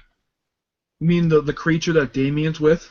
Yeah. Well, no, not the gargoyle, not the dragon thing, but the creature going after Talia. I don't know. I'll probably reread the issue again and take a look at that. Yeah, but I'm confused. But the issue itself was really good. Pretty much like a lot of the Bat books, with the exception of Red Hood Arsenal, is actually really good. And Teen Titans. Teen Titans is just loosely associated with the Bat books. Yeah, but it's garbage to begin with. Suck me up, Teen Titans. I'm gonna give this book 8.5 out of 10. I give it a 7 out of 10 because I feel confused. Wait, it's not a bad issue, it's just... What? Mm-hmm. What's going on? Yeah. Oh, yeah. What's happening? Reaction. Alright, next issue. Batgirl 45. This one, I'm gonna have a small rant about this one. Yeah, I'm gonna rant about it too. No, it's about the wedding. This is something I'm gonna rant about. My rant is this. A lesbian wedding happens in this issue. A lesbian wedding. Something that couldn't happen with Batwoman, and yet this can happen in Batgirl. Okay, what the heck is your problem, DC? Okay, whoa. We're talking about Batgirl now? Well, yeah, we are finished. While you're gone, we finished up Grayson. We talked briefly about Batman, about Robin, son of Batman, and now we're on Batgirl. Okay. Son of Batman, I haven't read it yet, but I will eventually. But Batgirl I have read, and oh my god, that was awesome. I will say it was a good issue. It was a very, very fun issue.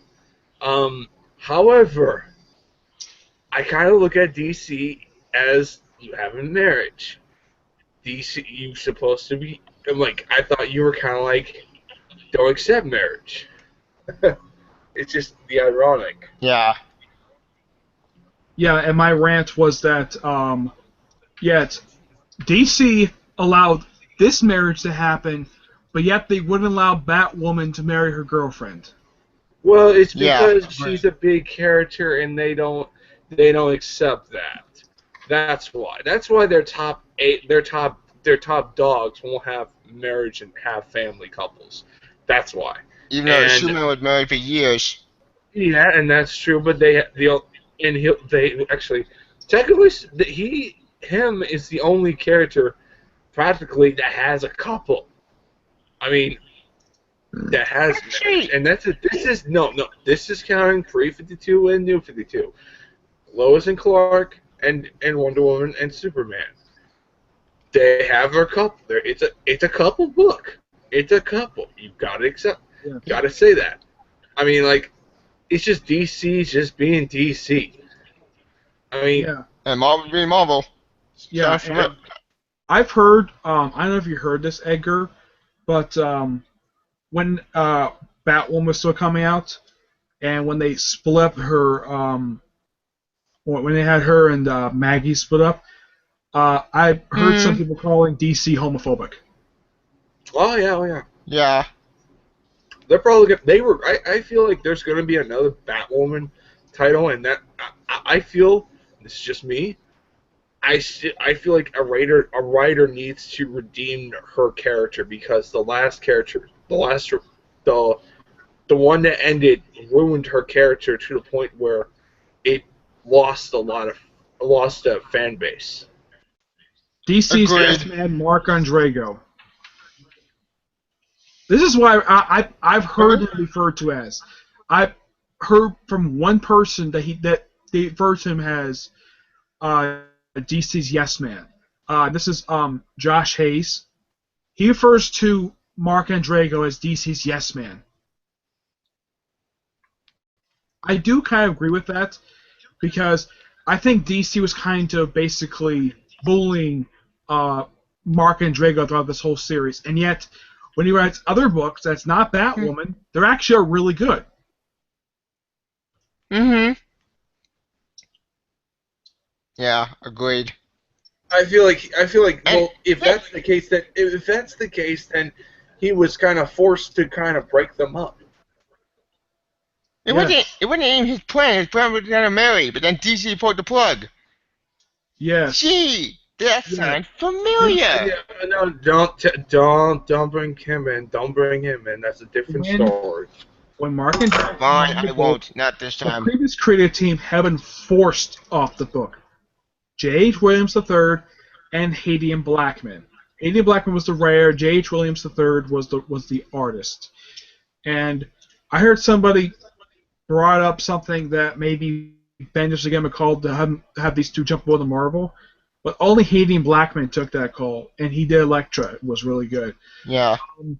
J.H. Williams III, I know that DC is releasing trades where where they collect issues. There's one trade that they released recently where it collects issues that he drew personally. He did the artwork for. So at least they're nice into that, but the marriage thing was not the only thing that him and that Blackman wanted to do. Speaking of man, I found the issue of Batgirl. Yeah. Yeah. Yeah, I think that's from the issue. Yeah. It's issue 45, I think. Yeah, that's the most recent issue. The other thing they wanted to do was to do a new 52 origin of Killer Croc. What? Uh-huh. Another new 52 origin? This is before the Killer Croc one shot came out. They wanted to do a new origin story in Batwoman. That's what they wanted to do. But So yet, whoever whatever. did Killer Croc, I think Killer Croc, they took their script, took their names off it, and released it under whoever did the Killer Croc one, or maybe they took ideas from I don't know. But that was one of the two things they wanted to do with Batwoman before they were forced off the This book. is Forever Evil, right? Right then the Burn Month tie-in with Darkseid Origin, which is garbage. Yeah. There was a couple theories rolling around exactly when the marriage was supposed to happen. One was the annual, the first Yep. annual. Another one was issue 25 or 30 was going to happen, or maybe even issue 50. Mm-hmm. But as everybody knows, the marriage never happened. And now Yeah. Maggie Sawyer is written a little bit better in other books. Yeah, which is sad because she's a great character. Heck, she's coming back in Batman Bad Blood, with that anime movie, so that should be fun. I feel that that's and here's another thing. I feel like the Bad Blood movie is a test where it's like, do people still care about her? Because if they don't, let's just cuff the coffin and just forget about her. Yeah, Senator Batwing, which is another character that got screwed over. Batwing's a little different. Yeah, but at least when they changed the character up, it was to a pretty interesting character. Yeah, Luke I Fox definitely- is a cool character, and I enjoyed the creative duo of the book. Mm-hmm. I But Batwing definitely- got my Batman Beyond. Back Yeah, he one, did. he's... Go ahead, Edgar. that book, like, it was a very different book, and it just the way they changed the characters, it was. I feel like they handle it. It feels like they handle it well. They did a good job on it. Granted, I think the book ended. Yeah, I did. But And then besides, 34. it ended 34. Okay. It's just it did a good job. Granted, I love the second suit more than I like the other suit more. It looked like the second Batwing costume looked like a Batman Beyond type costume, but it's in its prototype stage. Yeah, and here's there is a story behind the original. Yeah, I know the relationships.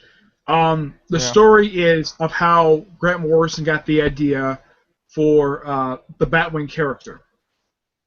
There is this issue that came out back, I believe it was the 70s, I think it was. It was an issue where it was similar to that one short story from Gotham Knight, where each one of those characters tell like what they thought Batman looked like.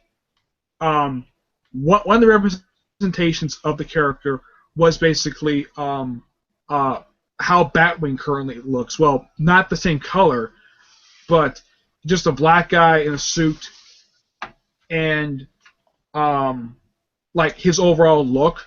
So when Grant Morrison created this character for Batman Inc. #5, the first volume, he based his look on that version of that imaginary version of Batman.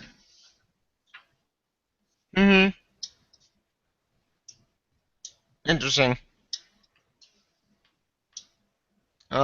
Speaking of Batgirl, I completely forgot about Grayson. He's in this book too. Apparently, it didn't go on my memory. I can probably read this issue fine.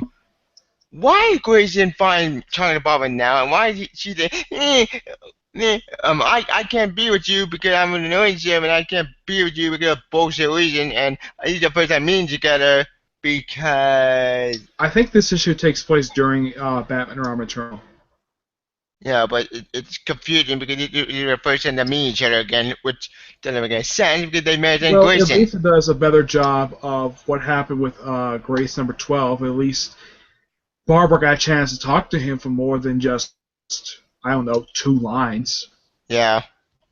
And she was able to forgive him for the deception involving his death. His apparent death. Even though I wasn't in here, I did a figure That out. was surprising. That was before you go off, Tevya, that was surprising to me because I was predicting, oh boy, when she finds out that Dick Grayson, I'm just waiting for him, and when it finally happens, like, you're not gonna explode, you're not gonna yell your hell out, fight him, none of that shit. No, I guess not. It's like, wow, yeah. Do you know what I was expecting Barbara to do? What? I was expecting Barbara to slap Dick. Oh, yeah, Yeah. that was one of the things I was expecting, too, like... Though the only thing that did come true was Jason Todd punching Dick in the face. Yeah. Oh, yeah, he deserved that. I was also expecting Tim and, not much from Alfred, I was also expecting Tim to do that too. Mm-hmm. Alfred, I was kind of expecting him to be kind of angry. But at least that my prediction was wrong for Tim and Alfred. But at least Yeah. the prediction for Jason Todd was right. Yeah, because Jaden is a complete dick. He's been that way for years. Ever since John Winnick resurrected him, he's always been a dick. That's true. But the problem with Jaden Todd is he keeps on turning into anti-hero, which doesn't work. Like I like him with Arkham Knight. Arkham Knight made more sense because psychopath. Say what you will about Jaden Todd portrayal in that game, I will defend that game hard. I like Arkham Knight better Leonard. Dang it, because Leonard in the game. All right. Enough of Jason. Yeah. Enough of Jason. Yeah, we're off topic. Yeah. Oh, back to back, girl. I love the wedding in the issue. It made sense. I mean, this wedding has been sort of building up ever since the character came back at the end of issue 42. So at least they didn't wait too long. Yeah. But yeah, also a big slap in the face to Batwoman fans. Yeah. Oh, and one thing I'm kind of happy with, I think a lot of people are happy with this too. Social media stuff the book has been associated with this new creative team. They got rid of it? Way down. There was barely any social media. I don't think there was any social media in this book at all. Because if you read the first 6 issues, it was basically Twitter all over the place. And then right now it's been toned down. Now it's like completely absent from the book.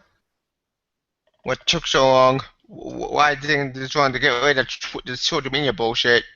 I have no idea. But speaking of Batgirl, I think for a lot of people, they really did not like the social media aspect about the current Batgirl, or her in the first issue, where she wakes up from a drunk party and she's pulling her shirt over her panties. Yeah, and also another complaint I hear with the book is that this ain't Batgirl. They 2 killers and all that bullshit. Yeah, I'm kind of with that group. And they did. Okay, Edgar. This is not Barbara. This is okay. The difference between this run of Batgirl, the Gail Simone run, was a much more serious adult one. This one is tuned Batgirl. That's basically what I look at it. Yeah. It's kiddie. There's and I mean there was an issue. I think there was issue 35. I mean, where it was so kiddie.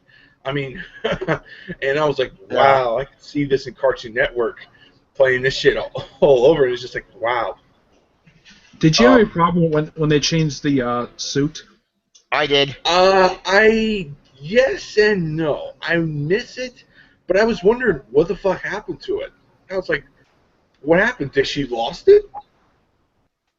Yeah, that's why I wonder myself. Explained that her van that she had during Gail Simone's run was actually in a building that burned down. What? A building where the Black Canary lived. What the fuck? When did this happen? Oh, wait, issue 1. This happened right at the start of the current creative team's run. It was mentioned by Black Canary when she showed up completely out of nowhere, and apparently the issue took place like right after the end of the Birds of Prey series, where she said, "Oh, like if you read the final issue of the last Birds of Prey issue that came out, it's happened when the Birds of Prey sort of disbanded, and Barbara wanted nothing to do with Diana at all. So when she showed up, I kind of did like the fact that the creative team did kind of have these two reconcile. But by the time Diana got her own ongoing book, and speaking of Diana, she appears in the book. Yeah. Yeah, she did. Wait, what'd she do in the book? Nothing? I think she brought her band in. Why Black Canary band? Well, we're talking about what's her face? Black Canary? Yeah. Oh, yeah. I'm going to say this. I like the relationship between Black Canary and Batgirl. It's like, this is really good. This is really cool. I like this a lot. Mm-hmm. But, but besides the costume, the run is good. It's just, it's not compared to Gail Simone's run. And I feel like when they were doing the trade paperbacks, they're like, okay, Volume 5 is the end of Gail Simone's run. Let's just go back to Volume 1. That's And enough. it's, that's just the first trade of the new team, creative team, doing Wonder Woman. Not Wonder Woman. Fuck. What the fuck? That girl. Batgirl. So yeah. Um. it- so yeah, it's just it's good. It's just it don't expect it to be greatness. That's When all I I'm saw saying. that trade came out, I'm like, why in the world did they relaunch the numbering for the trades? This is the Yeah, only one I why? actually saw that did this. Because everybody else, if they changed the creative team, they still kept the numbering. Like the first year Mm-hmm. that collects uh, the first arc the Finches did, it's Yep. referred to as Volume 6. Yeah. Mm-hmm. Agreed. Same with Teen Titans. They kept those Uh, volumes. Teen Titans, they did relaunch numbering for that one because the volume relaunched. Yes. Oh. That would have been better. I'm like, hey, I would have been happy if Batgirl got relaunched. A lot of people say Batgirl should have gotten relaunched. So, but that's just, it is what it is. I'm happy they're sticking their guns, but just it it just yeah, I agree with you, Nick. It is a very odd that they relaunched the number in the trade paperbacks. Yeah, and they call it. I've I've read it, and I was going to review it, but my Wi-Fi, my YouTube capture wasn't working properly, so I wasn't able to review it for my 175th episode. Instead, I reviewed The Outsiders. Basically, they call it like Batgirl Volume One, Batgirl of Burnside, and that is not the name of the arc at all. It's just six loosely connected stories. It doesn't really have a name. That's odd and confusing and convoluted. And they just should have just put Volume 6. Just fucking do that. Yeah, Yeah. agreed.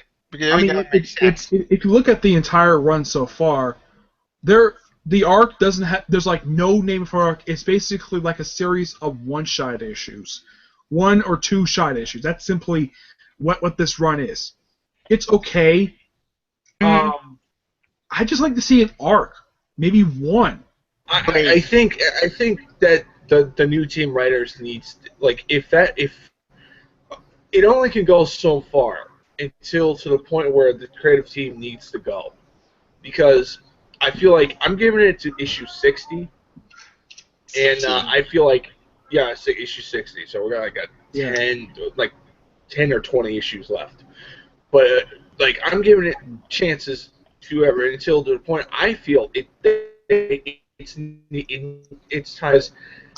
It's not that great. It's just been goofy, or just kid friendly. Yeah. Yeah. And At so its far, this run has only finest. lasted like 11 issues, and they put out an annual. Yeah. Yeah, 12 issues, 12 books. Well, Okay. well, because they started with 35, and this is 45. So Okay. that's 11. Um, Yeah. I think the issue is actually better than most of the previous issues that have come out for this run so far, because Yeah. it's not it's not social media.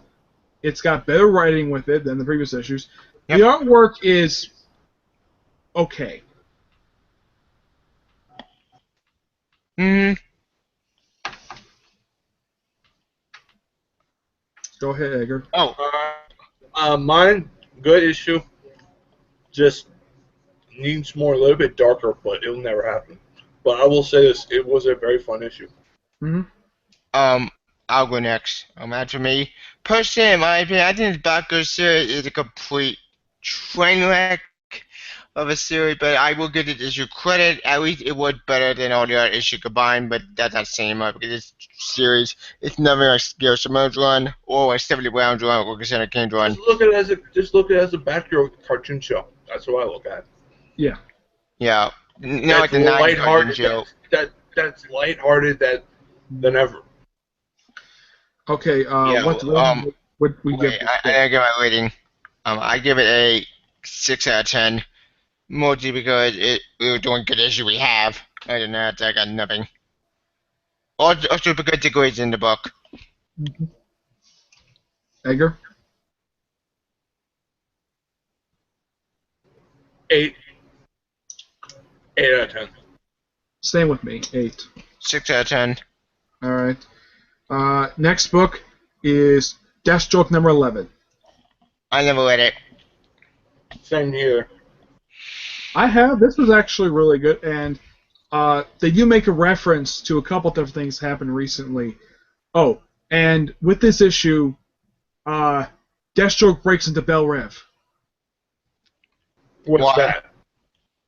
the prison where the Suicide Squad has the base operations out of. Oh, Oh, shit. that prison. Okay. So Okay, what this did you- story is kind of following up what happened in the first arc of New Suicide Squad. Now Harley Oh, Quinn so is what did he do? he betrayed the team in the first arc. Why did you betray the team? So he backstabbed him? Oh, shit. It's like Yeah, serious and- now. The only person who does not have any grudge against him is Harley because she forgave him. But everybody else, there's a point in the issue where Black Manta drags him in the water, or Deadshot tries to shoot him. I mean, it's a blast of an issue, but Oh, I'm not surprised this issue happened. I think for a lot of people, this issue was kind of expected to happen because of what happened in the first issue of New Suicide Squad when he betrayed the team and them getting back at him now. So this issue was just pure fun. It's just too bad King Shark himself was not in the issue. Hey, King Shark. I thought you got. Oh wait. I think if he fought King... Okay, sounds like Deathstroke just whoops the Suicide Squads and basically own their asses. Yeah. Except for Harley. Yeah. If Killer Shark, King Shark. King Shark, whatever the fuck his name is, King Shark came in, I feel like Deathstroke could have killed him. But that's what I think. Yeah. This issue was really good. I enjoyed it. It's probably one of the best issues so far Tony Estanian was done for the series. I don't think he does the arc for the series anymore. He's done. Who does? I don't know who does, but I've noticed it on the books that apparently I think he does the covers, but I don't think he does the interior artwork anymore for some reason. I don't know why. I probably have to ask him if I see him. I'll ask him about that. I have a question with King Shark. I thought he died. Oh wait, that's the movie. That's the anime movie I'm talking about. Alright. Yeah, but That's the anime movie, dude. the comic version's fine. Oh. I'm gonna give this book a 9.5 out of 10. This was a blast of an issue. I recommend Edgar you read it if you want to read something really fun for Deathstroke.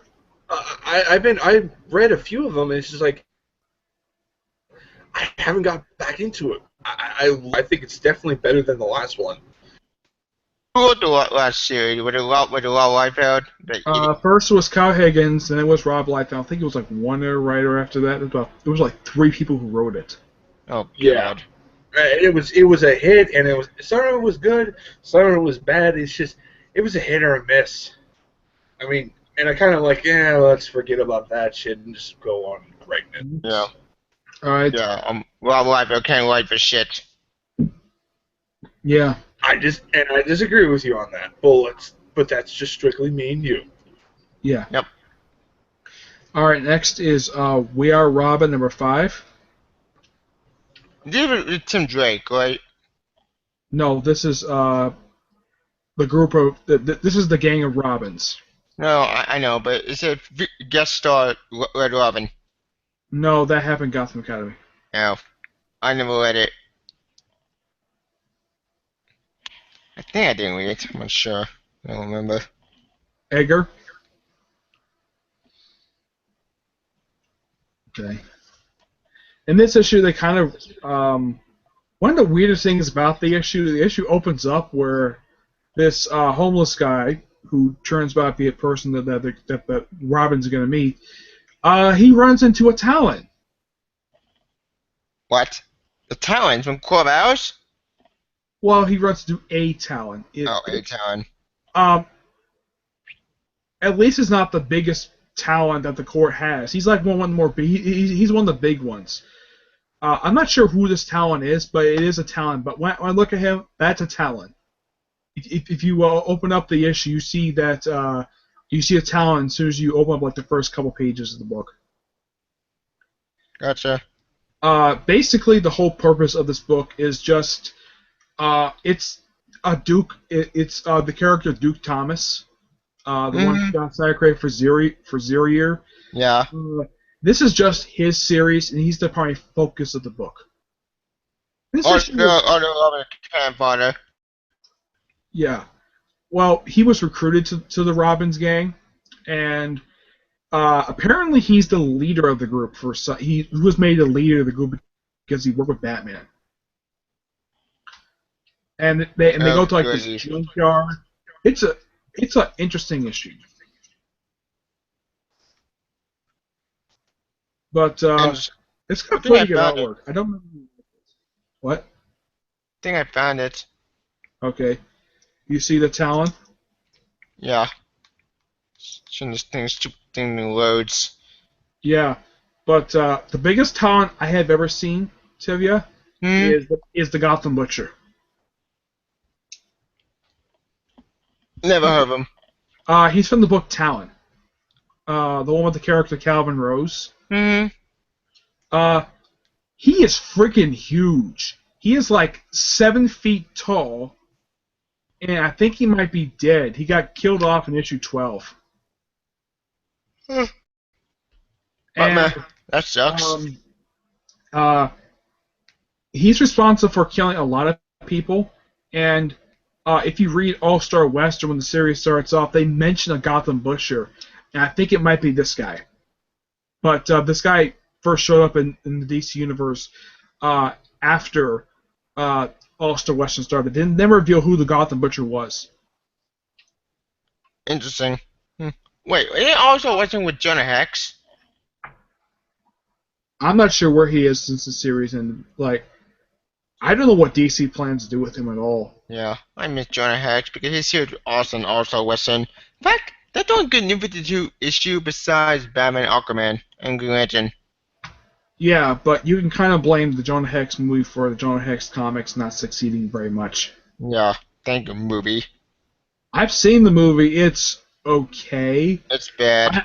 I don't think it's complete garbage. There's some good elements in it with Josh Brolin and Jonah Hex. I think Josh Brolin made an awesome Jonah Hex. Yeah. Yeah, but his love interest, Megan Fox. Yeah, Megan Fox. Okay, who can act, and yet they put her in movies.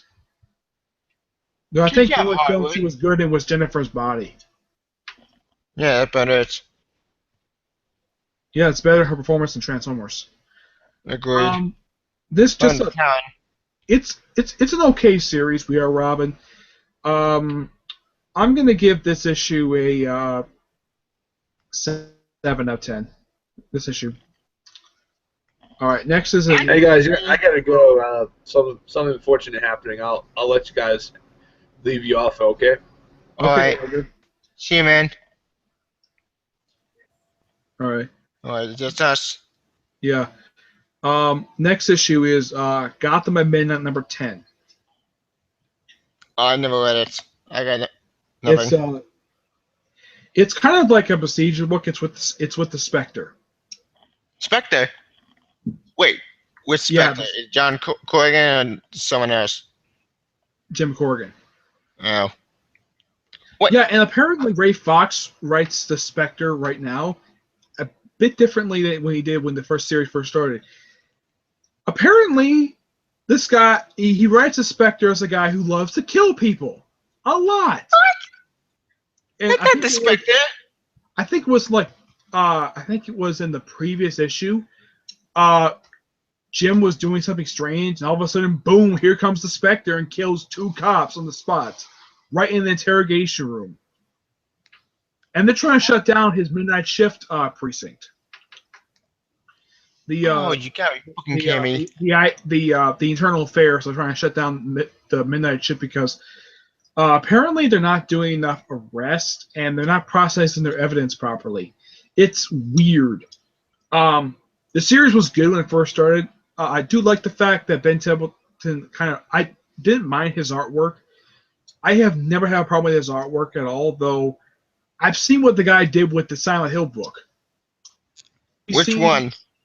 Uh, he drew most of the Silent Hill series for No, IDW. which Silent Hill series? There's more than one. There's The comic. Die Inside, Paint Black, and some other bad series. He drew pretty much like all the bad ones. Oh, damn. But Oh, God. but his artwork is actually good. In a lot of the other books he draws, like he does. He and Stephen Nails did 30 Days a Night. But his artwork is actually good. Yeah, I haven't seen it yet. I have read a few miniseries for 30 Days a Night. I kind of enjoy 30 Days a Night. I mean, it's a book set in Alaska. Yep. And one thing I gotta say about 30 Days a Night, it's probably the most original idea I've seen for vampires ever done. Agreed. Actually, that vampires, they kill people, but they're not like, hey, I love you. Oh, that's bullshit. No, they're monsters. Yeah. I know about the original miniseries, Tevya, is that originally this was supposed to be pitched for an actual film. And then eventually was made into a film. Yep. And then Stephen Nails, the guy who wrote the comic, he wrote pretty much like every single 30 Days a Night miniseries. Yep. He wrote the second film, and he wrote the two miniseries. Wait. With 30 Days a Night. The second movie? I know that. Yeah, he wrote the screenplay for it. I thought they were one movie. There are two movies for 30 Days a Night. You have the original film, its sequel, and there are two miniseries. One is a prequel. The other one is, I think it's a follow-up to the second film. Was the second movie direct to video, or was it on theaters? It was released online. Oh, I never saw the second movie. The first one was the only released in theaters, but that was an adaptation of the original miniseries. I had critics bash that movie. I don't know why. Which Chris? No, critics, not Chris. Critics. Oh, okay.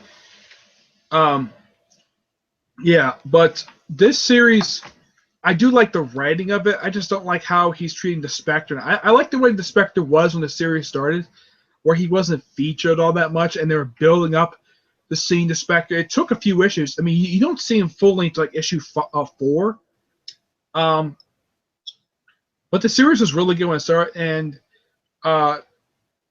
in the past few issues, the series has been going kind of it's taken a dip in the last couple of issues. I know. But that is not a good reason to cancel, but just because the series takes a bit of a dip. So, yeah, and they're ending the series next month, which I don't like very much. And out of all the titles they're canceling, this is the best one. That DC policy, if they don't make money, it cancel it. Well, just be glad the last issue's come out this month. Yeah, will be Inspector screwed over again. I miss Spectre Constantine. Well, I know we're both looking forward to the Constantine episode that's coming out Wednesday. Arrow. That episode, I'm going to do a review on it. That's the one episode I'm going to be for Arrow. All right. Yeah. So for this issue for Gotham at Midnight, it's really strange, but I would definitely recommend reading it. But I would start with issue 1 first, then go to this issue because I don't know if you read the series or not. It's only 10 issues in. You can probably look for all 10 issues on ViewComic. You can get through them pretty quickly. Yeah, or another website I found next to Comic King, I think. I don't remember what website it was. Yeah, send me the link to Comic King. Is a website ViewComics are free? Mm-hmm. Okay, send me a link for it now for the show. Yeah. I'm gonna give Gotham at Midnight a 8 out of 10. It's still, the series is still good, just that it's going a bit down. Next issue is Sinestro 16, where Black Adam makes a guest star appearance. And still no, and still no mention of Shazam. Wait, not Captain Marvel. Yeah, this is the first anybody has seen this guy since Forever Evil. I mean, he hasn't shown up anywhere at all since Forever number 7. I'm like, I was hoping maybe Jeff Johns might do something with this character, maybe give him a miniseries or something, but nope. Nobody has touched this character in a year. And now they decided to follow up on this. Yep. The Sinestro Corps is on Earth. They're in Black Adam's home country. Oh, and I don't know if you noticed this, but Sinestro's daughter is way different ever since she got her yellow ring. Yeah, like, she's very I noticed. creepy. Yeah. I mean, it's like, Colin Bunn, why the heck are you having this character act so creepy? And it's almost like she wants to hurt somebody, like, so badly. It's like she wants to hurt somebody. And I do like the interaction between Black Adam and Sinestro. These two guys, I think these two guys have probably become. I think these two guys are best friends. Yeah, I think so too. Yeah, but do you remember any time in like pre-Flashpoint these two have ever met? Not really. In pre-Flashpoint, they didn't met each other, and New 52 didn't met each other, which I'm confused by it. How he came out The to life. first time they met, it was in the pages of Forever Evil. It was an issue. I believe 7. it was. No, it wasn't 7. That was the first one they met. They met in issue. I think it was 3. Oh. Basically, what happened to Black Adam? Ultraman dropped him in the ocean after he broke his jaw. So Black Manta fished him out of the ocean, and this was also actually was issue 5 when they first met. It's when the Injustice League first formed. Yeah. So the first thing they met is basically when Sinestro showed up on Earth completely out of nowhere, and the first thing he does, is that he kills the Earth 3 Hal Jordan. Yep. By Yeah, Howling. And they didn't interact too much in the miniseries, but in this issue, it's like these two have known each other for years. Yep. Okay. Oh, that's the link. All right. Let me. I want to save. I'll probably look in the. Here we go. Yeah. Yeah, I'm up the chat thing up so I can copy and paste it. Okay. I'm gonna put it on one of my documents so I can look at it later. All right. Back to Sinestro. Yeah, and they also talk about Sinestro's keeper, the Parallax, the I don't remember her name, the one who was also the traitor for the Sinestro Corps. Yeah, the one who he later made out with in the same issue when he found out that she was the traitor. Yep. I'm like, okay, so you find out she's the traitor, and the first thing you do is to make out with her, and I was implying that in the next issue they might show them in bed together. Except they heard your message and they misinterpret it. Yeah, but anybody can see that any male member of the Sinestro Corps probably wanted to sleep with this woman because she is a beautiful looking woman. She's a woman, but she's still a traitor to her own core, which is fucked up. I don't know how in the world that she would portray the Corps. I mean, and the question is why. And also, they meet up with the main villains from the first arc. I'm like, where the heck have these guys been? It's like Colin Bunn fell off with something that happened in the first 5 issues. You know, those little emotional bishops. Apparently, there was a team of them on Earth, and they were held in Black Adam's country. So I'm kind of interested to see where this is going, and I'd like to see if the Sinestro Corps stay on Earth for more than just a couple issues. I hope they stay on Earth for a good period of time, or at least give Black Adam his own series. Speaking of Black Adam, I'm still confused about this, and this is on my memory. When the hell did Black Adam return his own country? Because I thought in Captain Marvel or Shazam, I hate that name so. How he got his own country? Read JSA Black Rain. It's a story Jeff Johns did. It's where he and a group of people, which is mainly comprised of himself, uh, Atom Smasher, uh, Eclipso, Nemesis. I think it's about 4 or 5 people.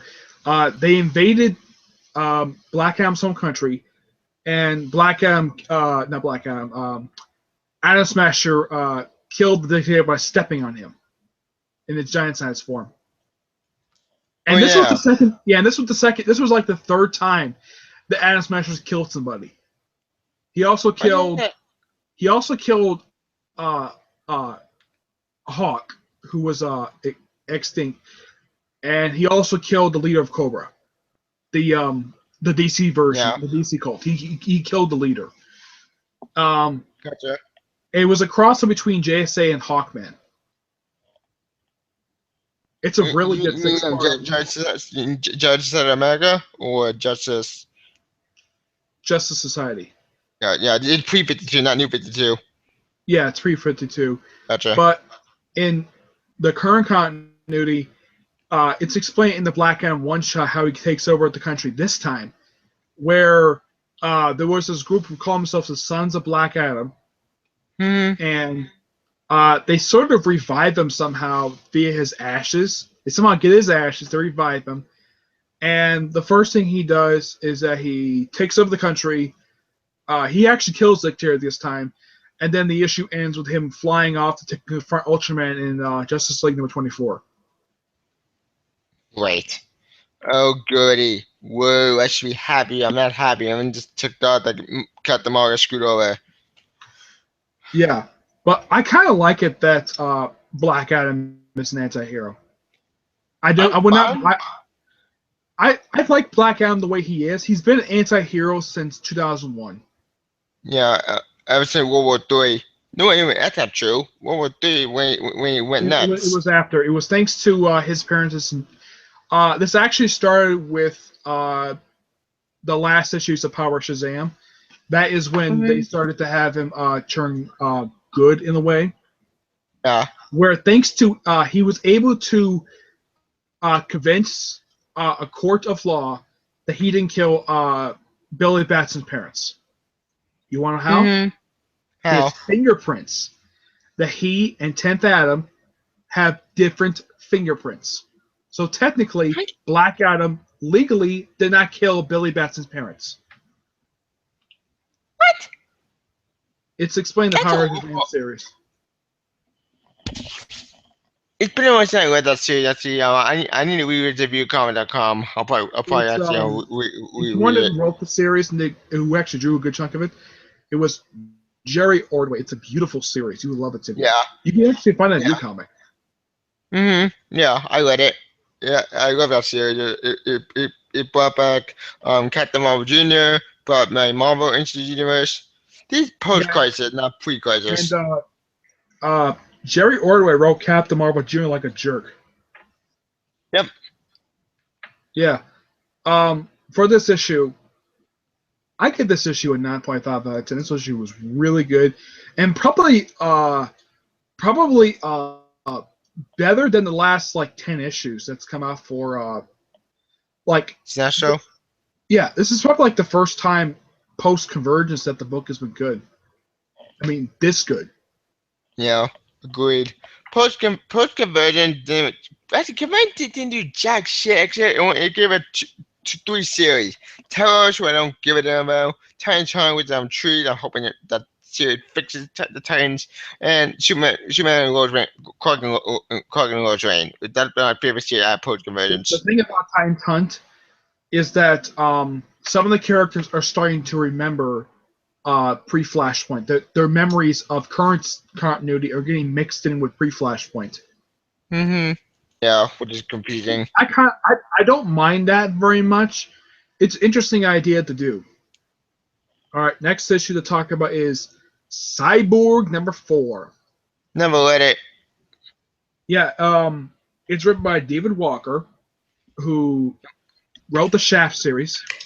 He's going to be writing Power Man Iron Fist, and he's also going to be writing Nighthawk. This issue kind of follows up what happened in the sneak preview that came out. You know those backup stories that Yeah, came out the Convergence had, the tie-ins? I remember. The Cyborg sneak preview story, you actually can find. You have to look through all the. I don't know which issue the sneak preview was in, but Mm-hmm. this issue does kind of explain why he had to change his look to his current look. Gotcha. So what happened? Yeah. Apparently he kind of died in the sneak preview, but he was brought back, and they changed his How you look. die? Yeah, it was some kind of alien stuff. They thought he was like some Oh. kind of alien effect or something. And Oh. Sarah, who, if you ever watching from Tron of Atlantis, where Yeah, I remember. Cyborg had interest in her, Yep. this issue they were sort of antagonistic toward each other for some reason. Yeah, I heard about that. Wait, Yeah. no, I didn't. Yeah, but this series, I feel as though David Walker is doing a great job with this book, and I've heard nothing but good things about this book. The reception toward this book is positive. I haven't That's heard good anything. news. Cyborg deserves it better because he's a Teen Titan and it's fun. Jeff Johns wrote Cyborg is boring though. Well, that's all right. Well, Jeff Johns, he writes Here's Cyborg. the thing, Tevya. Jeff Johns says that out of all the superheroes in DC Comics, Cyborg is his favorite. And I've heard that he's always wanted to do a Cyborg ongoing, but he just currently doesn't have the time to do it because he's busy with all the TV movie stuff. Yeah, and my So- Justice League. But Justice League is the only book he has time to do, which I do trust him on Justice League because I know what he's doing, and the book itself is really good. Agreed. The only book I don't trust Jeff Johns with is Wonder Woman and Captain Marvel or Shazam. Yeah. I'm not Because he sure wrote what's Shazam, gonna it could be Chuck. Okay, I'm going to cut them all. I don't care anymore, Shazam. I'm going to cut them all. do. It doesn't really matter, but officially DC calls him Shazam. Yeah, but I'm going to say screw you, DC. Yeah. I'm going to do it. I'm going to cut them all. The best thing about Cyborg is the writing. The artwork is decent for what it is, but the best thing about Cyborg is the writing. So I'm going to get the book a 9 out of 10. Next is Flash number 45. I read that issue and I won't rant. It's not bad of an issue. It's probably been better than the previous issues that we've been giving. This kind of wraps up what's been going on the last like 2 issues. They ended the whole thing with this kind of dome, and Captain Singh is going to be kind of open with his relationship with the Pied Piper, but there's like one person in the police force who doesn't like the Flash very much, and they think he's responsible for all this, even though he really isn't.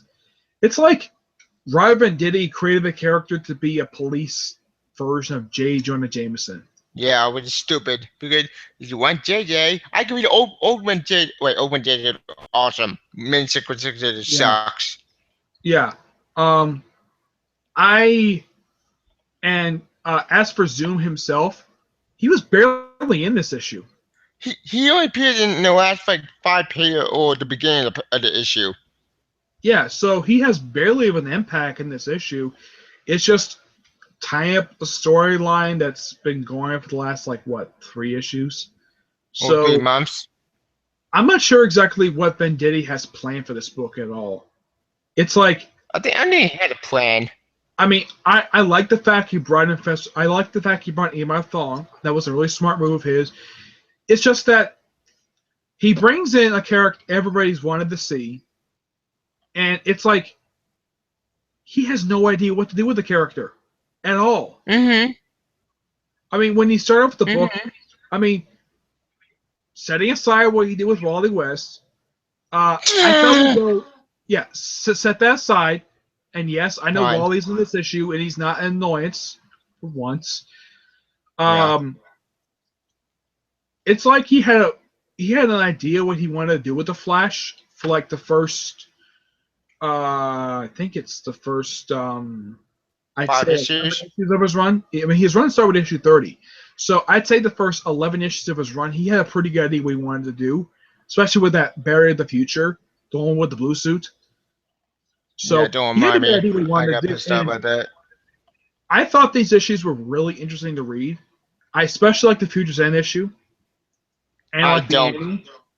Now, I don't like what he did with Wally. That's the only negative about the first 11 issues. But you can't deny that how he writes Barry himself is really good. He does a very good job writing every character except Wally. But even though, here's the thing, I've got to give him credit for doing something that Dan Slott did wrong in Superior Spider-Man. Agreed. Wait, what was it? Yeah. You know how in Superior Spider-Man, how he wrote everybody like a complete idiot and doesn't Yeah. really know something's wrong? Yeah. Patty knew something was wrong. Patty was not that stupid. I think everybody took notes from Dan Slott's run to make sort of an evil version of a character and not make the other characters stupid. Except for Kai Cooper, who she figures everything out. Yeah, but I do like the fact that Patty and Iris figured out right away. I'm glad the Yeah. fact Venditti looked at Spider-Man, looked at that like, no, I am if I'm going to do an evil version of a known character, I am not going to go down that route. Tom Till did the same Yeah. thing with Superior Iron Man. He did the same exact thing.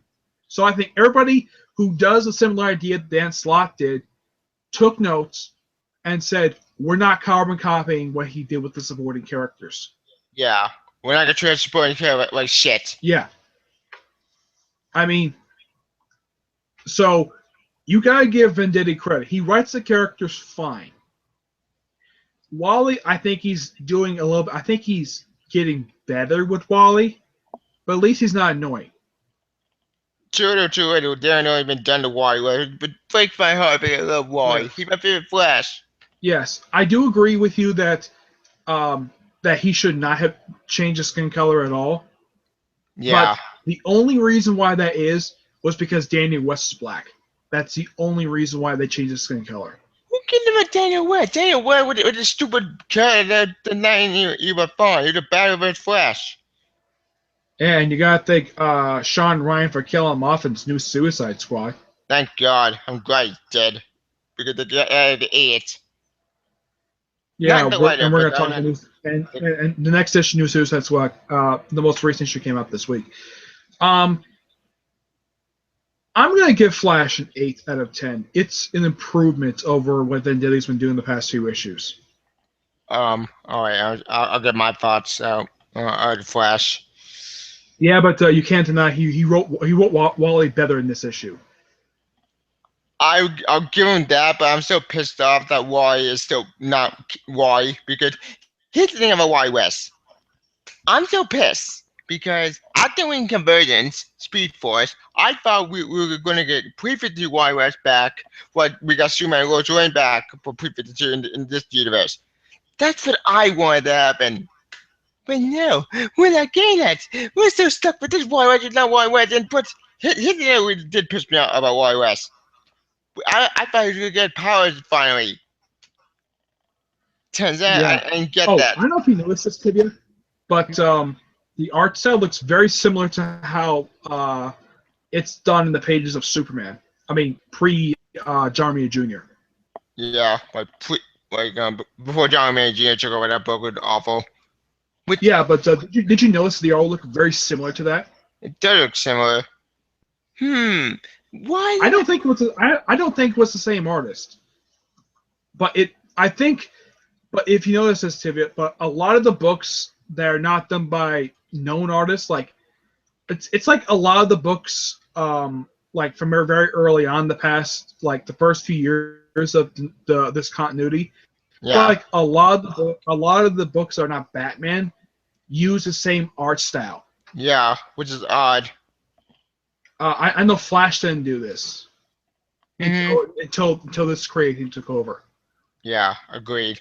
Neither Batgirl. Yeah. Or Aquaman.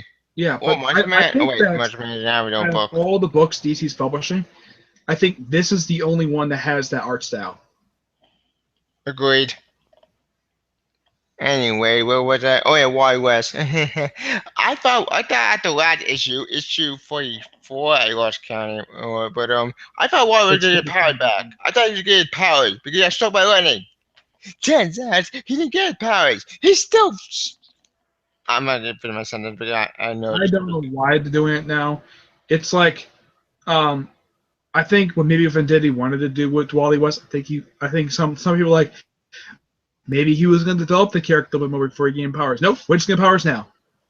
Yeah, but Even though this version has been around for what, about a year? or 2 years, lost count. Well, he came around last year. Yeah, no one liked them. I knew what them on. I was pissed. Yeah, I have this crazy theory that maybe he did the same thing that Richard Dragon did in Green Arrow. What are you doing, Green Arrow? Maybe well, Jeff Lemire's version of Richard Dragon is black, but here's the reason why. Hmm. The reason why it is because this Richard Dragon killed the real one and took his name. What? What? The real one? He died? The real one is Asian. Oh. So technically, he didn't change his skin color. It's just an imposter. His real name is Rico Draz Jr. And apparently Diggle had a history with him. Oh, This is explained in the three-parter Broken. The last 3 issues that Jeff Lemire did for Green Arrow. of course. One people pissed off with Jeff Lemire, because not Jeff Lemire. One people pissed off that Diggle and Footsie made into comics. People didn't like that. I didn't mind it because, well, in the case of Diggle I let slide because Diggle's a popular character, and I liked what Jeff Lemire was doing with him.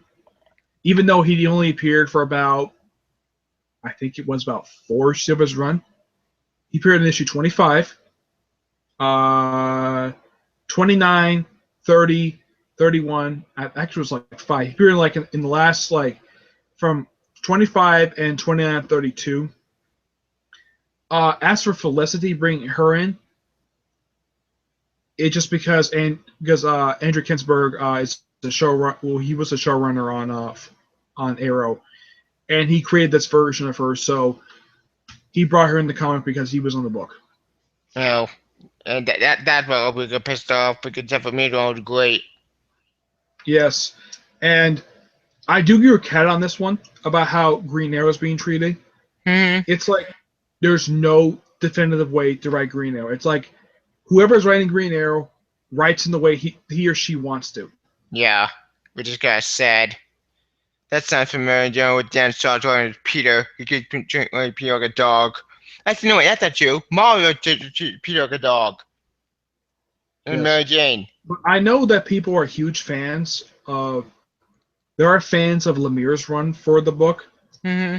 and I was kind of sad to see his run end. I mean, his run only lasted for about what, about 18 issues. Which got depressing because I think he go on to 100 issues like Bendis did with Ultimate Spider-Man. Yeah, and now he's writing Hawkeye, and he's doing an okay job with that. Yeah. It's like he does a good job writing Green Arrow in his own book, Yep. but it's like he doesn't know how to write Hawkeye properly.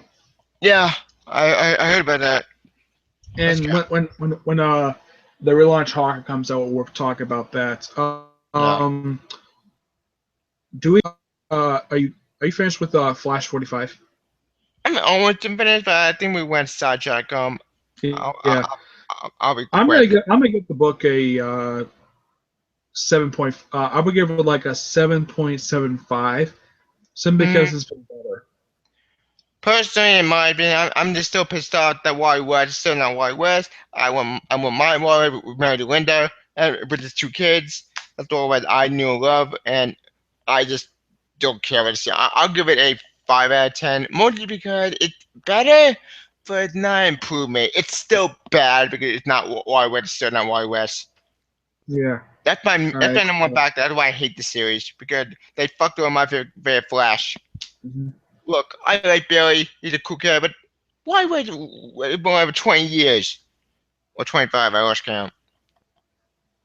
Yeah, it was about 25 years that he was about the where he was the Flash. Yeah, and married. Went to one and had 2 kids. All right. Yeah. DC, bring them back. Look at the Superman. Look at with Clark and Superman Pre-52 and Lois Lane Pre-52. Make a Speed Force comic. I'm waiting. Yeah. Tevya, I haven't read that many issues for Wally West's run for the Flash book. Oh, I've read maybe about 12 issues of that entire run. gotcha. Yeah, I'm trying. I'm still trying to get into it. I can't find any more issues, so I'm just doing it online. Well, they Mark Millar's run has been collected in trade. You know, his Yeah. run didn't last too long, but they collected his run for. They're slowly starting to collect everything for Flash, except they're not collecting the first few years of the comic, like the first year. Hmm. I haven't seen any trades of that yet at all. Yeah, right. I don't know I can't why. find trees either. But yeah, Jeff Johns run gets collected like 3 times. Yep. Yep. And All one right. is an omnibus, which Yeah, is it's like really 3 volumes of expensive. it. Yep. All right. Next book is Aquaman number 45. Oh yeah, I read that issue. It was weird and confusing. Yeah, I do kind of like the back. Colin Bunn has shot the flashback stuff because that's what you've been seeing. It's like kind of flashing back and forth between present day and when he was wearing the outfit. It's like he's seen him like wearing 2 different outfits in the same issue. Yeah, Like first you see him wearing the Jim Lee outfit, then you see him wearing the current outfit, yeah. And it's which weird. I kind of was happy that they kind of wrapped the flashback up. I think with the previous issue they wrapped up the flashbacks. Mm-hmm. Um, I kind of think this issue did progress forward a little bit, Mm-hmm. but I do trust Bunn what he's doing because for one thing, he's probably the most heavily worked writer in the industry right now because he's writing a ton of books. He's doing Deadpool. He's doing He's not writing Deadpool. He's writing him again. oh The books he's writing Lost Army, Green Lantern Army, Sinestro, Lobo, Aquaman. wait, which Lobo? Is it New 52 Horrible Lobo garbage or Pre 52? New 52. Oh, Well, the thing is, Tivia, the first 4 issues I thought were really good, but then after issue 4, it's like average, average, average. And this was like this for 4 straight issues, and the came out, the book started getting much better. Then when the last issue came out, it was much better. I mean, heck, dressing like the pre-Flashpoint Lobo. didn't he actually appear in an issue? The Pre 5 came back to New 52 that this over there pasta, and then real Lobo gets head chopped off. And Yeah, then- head chopped off, and the battle. I was hoping in the first annual that we were going to see like what happened before that issue, like the actual battle itself. Yeah. But I'm happy with the story that Colin Bunn gave us. It's a story I had wanted to see since he started writing the series. What the story? Lobo versus Sinestro. Who won the fight, Sinestro? Actually, Sinestro. Well, it was kind of a draw. Sinestro called the contract. Sinestro was the one who put a contract on his own life. How do you put a and the contract in whole your own purpose- life? That's stupid and insane. The whole purpose of it was to recruit Lobo to do his bidding. Of course. And apparently, it's explained in the previous issue. I think it was the previous issue that Sinestro has been trying to recruit Lobo to the Sinestro Corps, but he keeps cutting off his finger. So he won't. So he keeps turning it down. Yeah, I will admit that Lobo style, but I would not mind if Lobo comes supporting character in Sinestro. And I do agree. Don't make him don't give him a ring. Yeah. And plus, he can breathe in space without a ring, so he doesn't really need it. I thought New Fifty Global girl. I hate New Fifty Global. I like the biker global one from one of the previous two, the bad biker who actually smokes. Actually has fun. Like the main man. Not the prefix, not the New Fifty. I'm pretty. I'm a child. I'm a boy. And bullshit. That's not Lobo. If you want to read something weird when it comes to pre-Flashpoint Lobo, read the volume done by Alan Grant. I think it lasted for about 60 issues. It's a long book and it's weird. It's 90s sci-fi cheese. That sounds more fun. Yeah, the book is weird. The first volume is really good. It's the artwork is done by Simon Bocci, I think his name is. But it's really interesting art style. But the artwork for the volume 2 is so typical 90s cheese. Yeah, like image basically. Yeah. Any final thoughts on Aquaman?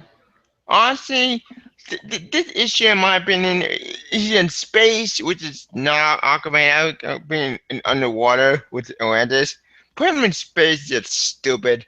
I have no idea what's going on I anymore don't with the think story. Miriam Imposter was in this issue. What? The woman who's impersonating Mira. Yeah, the imposter. I don't think she's in the issue. Yeah, that sucks because I want Aquaman to find his wife. Yeah. Which I keep thinking that, according to Dan DiDio, they're not married.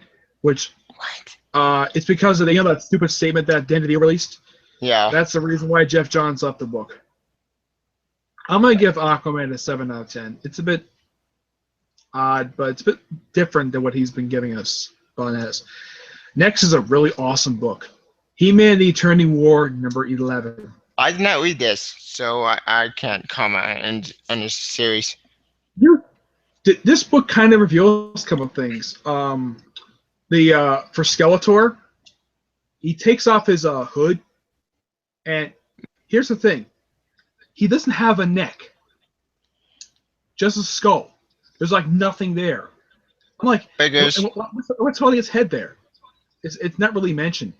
Plus the character Triclops, if you take out that little visor thing that's around his head, he is blind. He's got no eyes.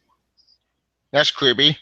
Yeah, and they brainwashed Man of Arms into a soldier trying to kill Prince Adam. And Prince Adam is wearing this weird-looking suit, where apparently he's the king of the snake men now, for some reason. But it's a really cool issue. And He-Man's weird.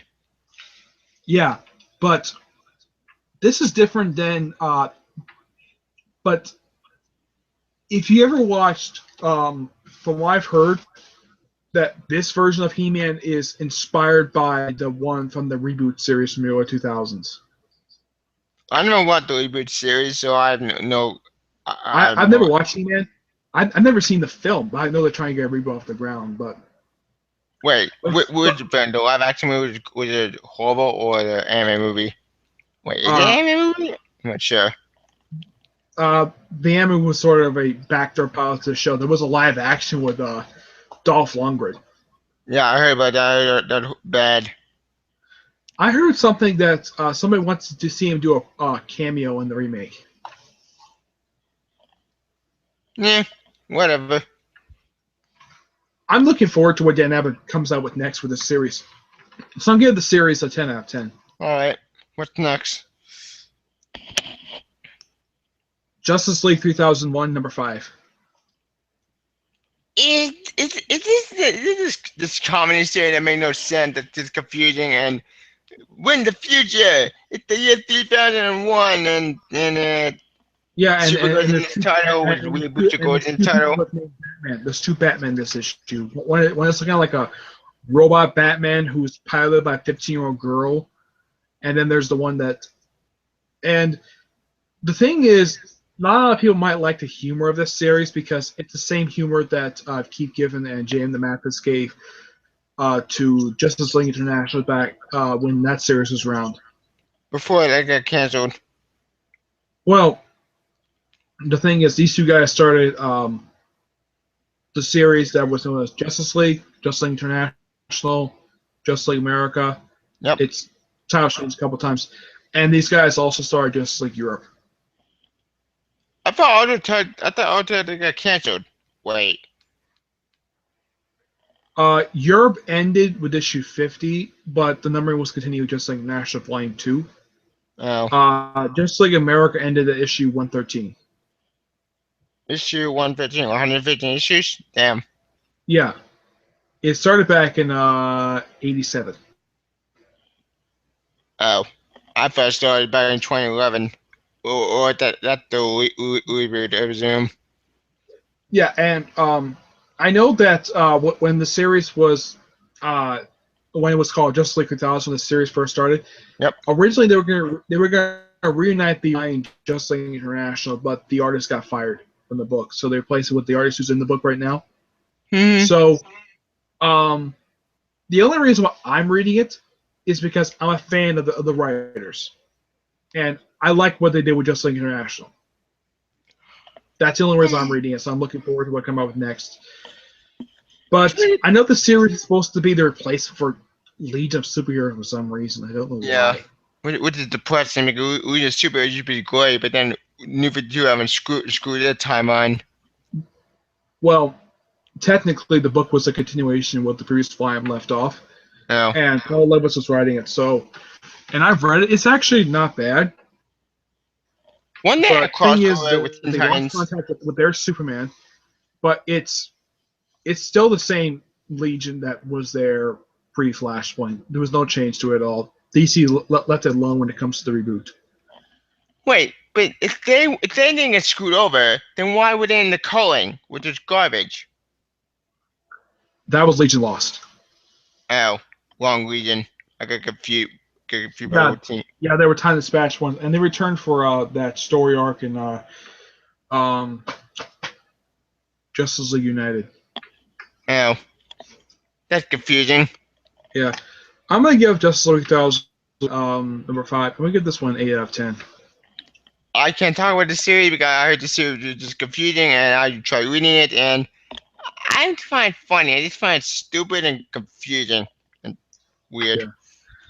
All right, next is New Suicide Squad number 13. I never read Suicide Squad. I just go only fun. It's an interesting book. One of the reasons why I got hooked onto this book, this version, was because Deathstroke, Black Manta, and Harley Quinn and Deadshot in the book. The first issue cover. That's what hooked me onto the book. But Deathstroke in that book. Yeah, but Deathstroke got to issue 1. Joker's Star left at issue 3. Yep. But the only addition they made to the team was the only change they made to the book was that after the events of the annual, Waller went to field on missions. Apparently, Vic Sage set that up. And by the way, he's not the Question, in case you're wondering. God damn it! Why? I mean, the Question. He does exist, the Question, but he's a complete separate character. Yeah, he did miss the garbage. Apparently, he's immortal. That's stupid. And he really has no face. That's also stupid. One thing I do like about him is that he lives in Huff City. Okay, fine, I'll give that one a pass. But Question should not be immortal, or that mystic bullshit. Stop turning your favorite into mystic, DC. It doesn't work. Yeah, I don't know where he is. Last time I saw him was in Trinity of number 6. I have the whole series. I thought the series wasn't that bad. It's just that it was a bit confusing of a plot of a series. It was done by Jan the Mathis. Yeah, and plus this is post Flashpoint, so they fucked with Question character too. The Van Stranger didn't screw over. He's still fine. But no one's seen him since the series ended. No one's seen the Spectre. Oh wait, that's not true. We did talk about it already. Never mind. Actually, he did show. I think he showed up in the last book we're going to talk about. Yeah. Okay, next book. New Suicide Squad 13. I might get this book an 8 out of 10. Next is Prez number 5. Did the series with the little girl at president, not little teenage girl. Mm-hmm. Yeah. I never read the series, so I tried reading it once, and Yeah, I I've knew. heard that originally this was going to be a 12-issue series, but because of the sales, they cut it down to 6. But I heard somebody say, "Oh, it's going to still be 12." No, the series is going to end next. It's going to end this month. It's an okay series. I'm just kind of waiting for the series to end. I'm just going to give the series.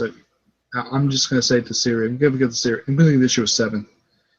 It gives more plot. I couldn't get into it. Yeah.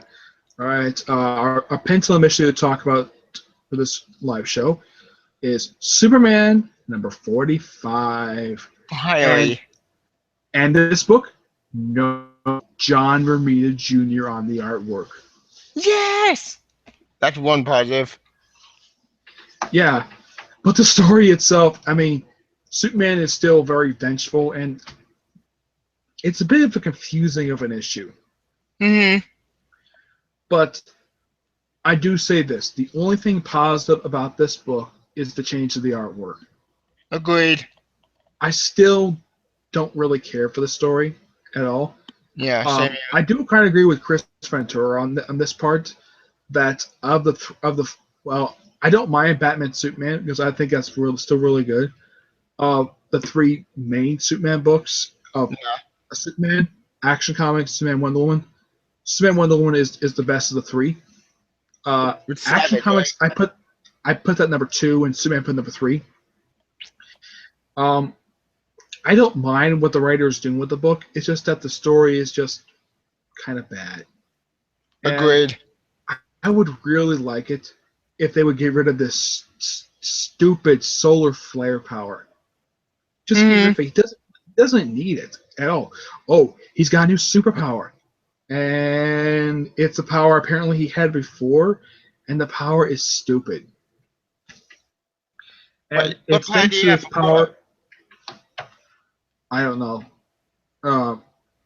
Apparently, this was kind of a power that apparently maybe Superboy had. I'm not really sure. I doubt. I think Superboy had that power. Superboy had heat vision, but he didn't have that kind of power. Yeah. But thanks to this power, the original suit Jim Lee designed for Superman was destroyed. Thank God. And he got a new suit, which I think is gone now. I saw what new suit looked like, and changes are this. Boots are classic Superman. Cape is Injustice Gods Among Us. You still got the collar, and most of the changes I actually like for the suit. Mm-hmm. It's just that the only thing negative about the suit is not the collar. It's the whole glove thing the whole fingerless gloves thing they put on him, which itself makes no sense at all. That's the only change I didn't like about the suit. And as far as I know, he still has the suit. And yeah, I think the reason why DC Jeff Johns off Superman is because I think a lot of people were saying, get him off this book. So the only thing positive to say about this book is the artwork. I think Howard Porter, the story, it's okay. It's bad. I like Action Comics. I like the story in Action Comics better than this. Sorry. I'll let you finish. Yeah, I'm kind of finished with that. I'll get my rating once you're done. All right. As for me, I'm only a fan of the Superman series because once again, it's not Superman. It's some imposter because this Superman is just a jerk. He's a complete douchebag, an idiot, a moron. Like, I can't touch your because he stole my identity, which is bullshit. He's vengeful. Yeah, he's vengeful. He's stupid. He's dark. He's like Batman. From what I've heard from people when he made that statement in the previous issue, he was like, why in the world is he making this statement for? It makes no sense. Yeah. Why did he become like Batman? Like, I am Brendan. I am Superman. I'm an idiot. Ugh. I do not love you, Open Wonder No, his Woman. statement was I like, hate. if you come my friends and family, I will harm you. Yeah. And Like, I, as someone who's not read Superman very long, I do kind of agree that's kind of a dumb thing for him to do. yeah. But I'm not all like how everybody else is on this particular thing. Yeah. Like, Pre-52 Superman from Superman Goes and Goes, Clark and Lois Lane is far better than this horrible series. In fact, I had an idea. I want this to happen. Dear DC, get rid of New 52 Superman, and if he dies, and let Pre-52 Superman take over his book. People will be happy about that. Actually, actually, this gives me an idea. Um, quick question about I this. don't think this is imposter, Tevya. This is this reality's version of Superman, just like how there's other versions of Superman. This is just an alternate version of Superman. That's all this is. This is what I've heard was stated when this timeline, when this whole universe first started. This is just an alternate timeline. Yep, alternate universe. Which And would explain all the change between all the characters. yeah, and I was not one of those people who was reacting negatively to his costume. Um, yeah, I wasn't one of them at all. But I did agree on one thing about some of the costumes: the lines, Yep, completely unnecessary. I don't think especially Superman's. that costume. I don't think Superman's costume had lines on it. Do you remember? I think it did have lines because actually wait. Yeah, Yeah, but you have a picture of what the original Jim Lee costume looked like? yeah, I do. Here it is.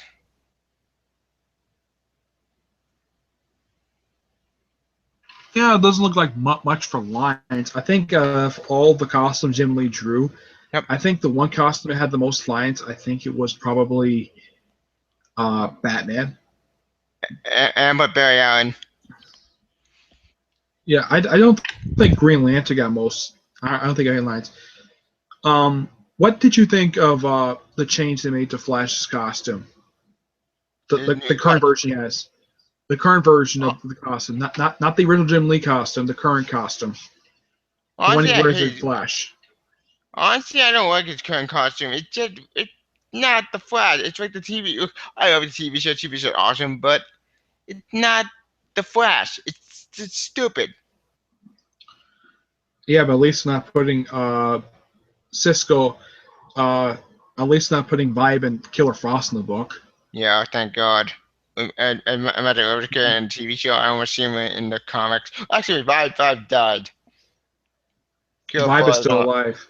Oh, I He's forgot. still alive, but he's off someplace.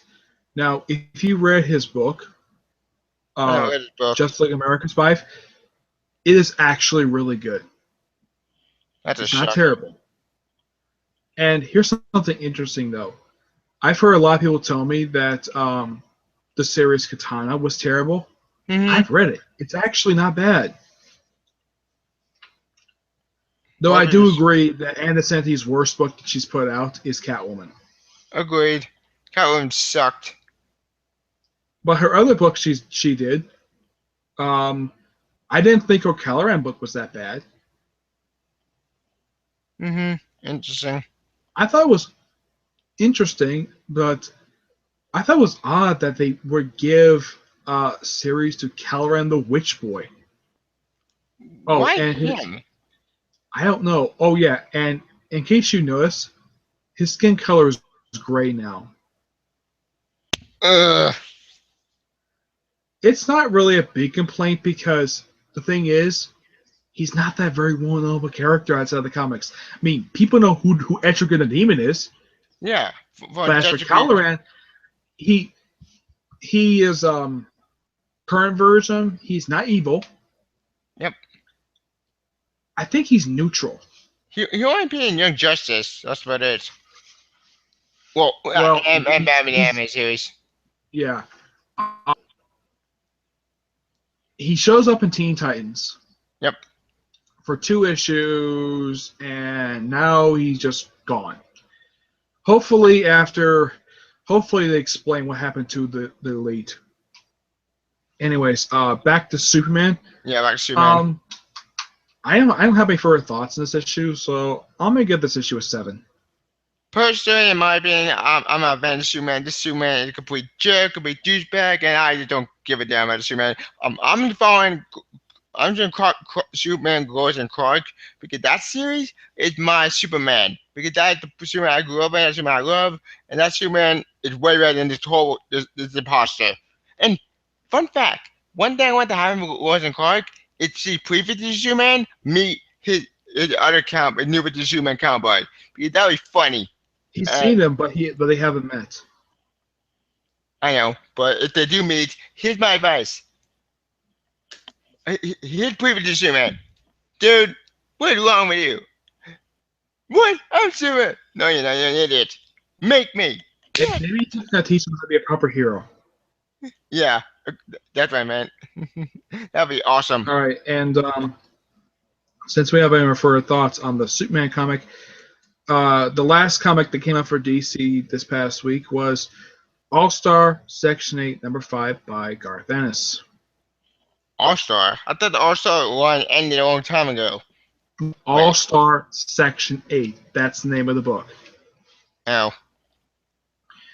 This book is done by Garth Ennis, and these are characters that showed up in the pages of Hitman. Hitman? Why think Hitman? Garth I think Ennis the is game. Hitman. No, Hitman the comic. The one that Garth Ennis did in the late 90s. Oh, never heard of it. This series is disgusting. The characters are so gross. I'm only reading the book because I'm a fan of Garth Ennis. That's Gotcha. the only reason I'm reading it is the writer. And this is in this issue, Phantom Stranger shows up in this issue. Where's he been? Been years. Well, last time he showed up was in Trinity of Sin number 6. And Training War. Well, Trinity of Sin, the series, was the most recent thing he's done. Like, basically after Forever Evil, Yep. his series lasted for a few issues in the end of this book and Pandora's. And then they replaced those books with simply Trinity of Sin. And that book got canned for 6 issues. I wanted to read this book because I liked the characters. I liked Phantom Stranger and The Question. And I was interested to read more about Pandora. But the book got canned after 6 issues. And here's something a bit odd. Dr. 13 shows up in the first issue and he dies. That sucks. And there's 2 versions of him. There's one in the Old West. He was in a backup story for All-Star Western. And he's also connected to Stormwatch. And the second one is the present day one. He's actually friendly with the Phantom Stranger, which is odd. And at the end of the series, he's resurrected. Again? How many times he died? Well, he's only this version is different, and this is just a complete different. This is like I would say that he's the descendant of the Western version, and this guy, because apparently Phantom Stranger has known it for a long time, and when I think of Doc 13, I think of the Ghostbreaker who's tried to disprove Phantom Stranger being a supernatural entity. Gotcha. So when he showed up here, I was kind of happy to see him, even though this is not the traditional Doctor 13. But the writer does a good job with him. Gotcha. Yeah, and as for Phantom Stranger himself, the only change to him that his look pretty much remains the same. The only change they made is they have a necklace around his neck, and it's 6 pieces of silver, and apparently he's Judas Iscariot. Wait, what? Who? Judas Iscariot, as in the man who betrayed Jesus. Oh, you fucking kidding me? That's so fucking stupid. Yeah, and uh, because the fact he betrayed Jesus, wear 6 pieces of silver are around his neck, and apparently he can actually remove the necklace, but it's part of a fairy thing. Mm-hmm. And it's explained in Future's End. When he moves the last one, he loses his look and becomes Philip Stark. He gets this sort of like this Roman look to him, like he wears like a toga. But then when the world was a stranger, they gave him last piece of silver so he can become Phantom Stranger again. Excuse me a minute.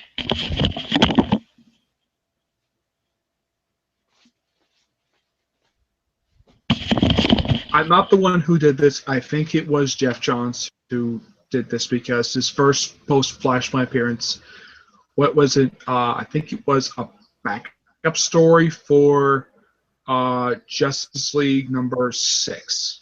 Why the fuck did he write this garbage? I don't know, but I liked the direction Jane the Mathis took the character.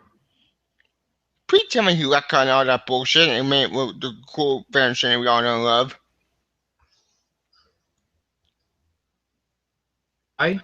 It's just that the only change. It's the thing is about the Phantom Stranger, there is no definitive origin for him at all. There have been several different origins for him, so I'm not complaining about this at all because this is like the fourth origin story. Fourth different origin he's had, so I'm not complaining. And it's thanks to a series that we had the introduction of characters like first post Flash appearance of people like the Spectre, Jim Corrigan, Raven made a first appearance in the series. Wait, Raven. Oh yeah, Scott did bullshit. Fuck. Well, you can't blame Scott Lobdell for her look. It's basically how she first appeared in Phantom Stranger. But what? She first appeared in issue 1 of the previous Phantom Stranger. But Fantasy should never bring the Trigon. That's not Fantasy. Fantasy would never do that. The story is that he turned Double Raven to Trigon. It was part of a deal he made with him. Why would he make it a Trigon? That's stupid. I don't know. But here's the thing. With issue 9, they changed the name to Trinity of Sin Phantom Stranger. It was originally just simply Phantom Stranger. But with issue 9, they changed it to Trinity of Sin Phantom Stranger because he's part of the Trinity of Sin. The Trinity of Sin is comprised of the Phantom Stranger, Pandora, and the Question. That's so stupid and just fucking garbage to begin with. It's explained in Trinity of Sin Pandora number 1 of why they're called the Trinity of Sin. Why turn the Question into a mythical character? That's a stupid Question into human character. Oh, I can try with my voice. My thing is this: if Danny O'Neill can, I came with this interesting idea what Danny O'Neill could do with the character is, well, first revive the Batman Shadow Bat series as a 6-issue limited series, kind of taking place after that Scott Snyder did issue 44. Have him like write his own stories. Maybe he can bring in Green Arrow and the Question, like his own version of what he wants. He probably won't like the Question how he's going to depict it. Yeah. And he'll probably create like a proper version of the Question. And I would also have the last issue becomes the 100th issue for the series. Or another option I have a deal with, bring pre-52 Question into the new 52 universe. Boom! Problem solved. Yeah. Do you know when the Shadow of the Bat series ended in issue 94? No, I never read Shadow of the Bat. Sorry, It was written mostly by Alan Grant for the first 82 issues, and then they had another writer take over for the No Man's Land tie-ins, which the No Man's Land tie-in took up like the last 12 issues of the series. Gotcha. And It's thanks to Shadow the Bat that we have Victor Zsasz and Jeremiah Arkham. Huh. That's It, interesting because we had no characters from Arkham Asylum. yeah, they made their debut in a story called The Last Arkham. It's a story that encompasses the first 4 issues of the series. If you can find the trade for it, you would love it. It's actually a really good story. I'll try to set the trade probably later, like tomorrow. Yeah. If you want to think of a couple of things that inspired the Arkham Asylum video games, Yep. find the one-shot Arkham Asylum, Yep. A Serious House, Yep. With Grant Morrison. and yeah, Grant Morrison wrote that. And there's also the miniseries Arkham Hell. Arkham Asylum: A Living Hell. Yeah, that's it. I remember. Yeah, yeah. It's thanks to that series, Aaron Cash, and his rivalry with Killer Croc. I've read that miniseries. It is really good.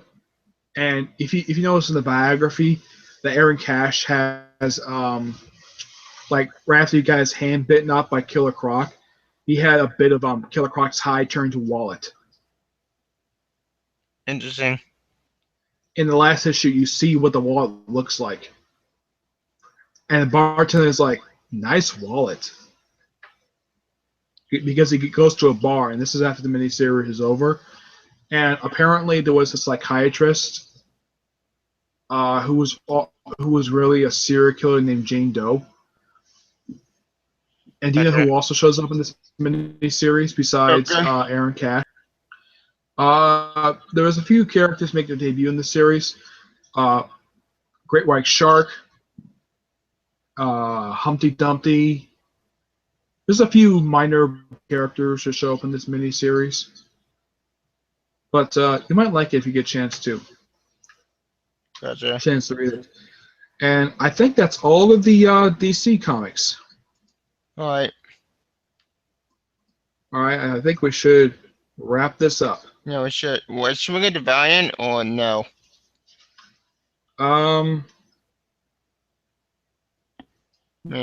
Maybe an indie book. Well, what do two indie books? Or maybe one. Let me bring up. I have a list of indie books I read this week. All right. There wasn't that many. The only book I didn't read was Teenage Mutant Ninja Turtles 51. I didn't read that. I never read either. Because View Comic wouldn't upload it for some reason. Yeah, I never read either. The only books I read that came out this week for indie books was Transformers Redemption #1, 2080 number 1954. Judge Dredd. Coney Adventure number 19. Yeah, it's Judge Dredd's the opening story. Creepy number 22. Hellboy the BPRD, then 1953 number 1. Book of number 4. Chew 51. Book of Black Magic number 1. Presents cover number 4. John Carter, World Mars, Volume 2, number 12. Savage Dragon 208 and Spawn 257. Spawn is the one I remember really well. Yeah. It's just Spawn, the Violator, and some other character goes to this tunnel. Yep. And Satan. Yeah, and he's trying to get to hell so he can kill Satan. Yep. And the deal was, and the deal was that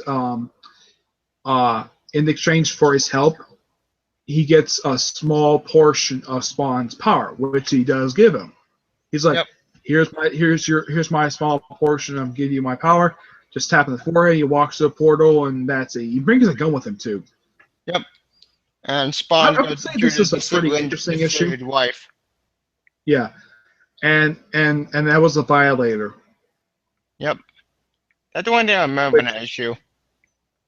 Yeah, and if you're wondering why he has all the stitches all around him on his face, dying to that to him apparently. I haven't read all the issues of Spawn yet, so I can't make that opinion on yet. So apparently, boy, I don't really out the stitches because he shot him in the head. He committed suicide. Yeah, I'm slowly catching up with Spawn. I've read the first 122 issues, and from issues 230 to this issue. Gotcha. For me, I haven't read Spawn a lot, so I don't know it a lot of its history. But I do know one thing. I from Wikipedia that he committed suicide because Armageddon happened, which is stupid. It was Do you know what got me complicated. into this series? Mm-hmm. The Tom McFarlane's Spawn.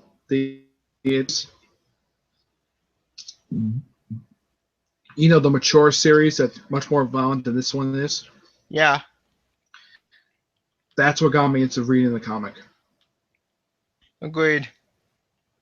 Yeah, it's and I also heard something they're planning to do another Spawn animated series. Thank God, because we need a new. Because I miss Spawn so much with that animated series. The last one ended after only just 3 years, Yeah, it did. and each season only put out 6 episodes. Yeah, And apparently they put this out like at midnight, which was yeah, odd. they did. I do agree with one person. The first season is really good, but the second and third season is kind of like no cohesive story for the last couple seasons. Yeah, All right, I think we agreed. should wrap this up because it's already almost 12:30. Yeah, 12:27. We should probably wrap this up. Yeah. I do want to talk about like one independent I did read, and that's Valiant, Okay. Book of Death issue 4, the final issue of this crossover. Well, there's still like the final issue of Book of Death, the Geomancer. That Yeah. hasn't come out yet.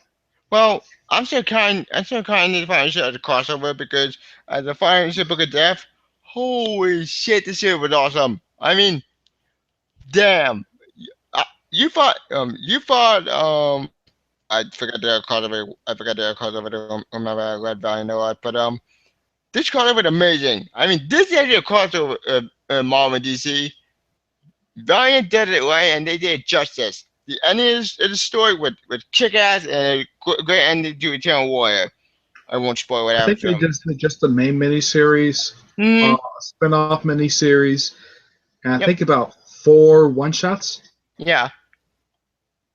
Hmm. I would say Main this is a it was similar amazing. style how Marvel did Siege. Yeah, but Valiant did it better. That's because they didn't have issues of the other books tying to this. Yep, which is a good thing. Good that's the crossover done right. Unlike Marvel, DC just like I've seen what they do. Valiant did it justice, and this main series was amazing. Mm-hmm. I highly recommend All the final right. issue. Yeah, I read it too. I did think this was a good issue, and I know this series is setting up the new it set Eternal a new Warrior. series, Wrath of the Eternal Warrior, Yep. which I'm looking forward to reading. I heard Venditti is going to be writing the series, Yep. Which I can't wait. which I believe this is the 4th title he's going to be writing.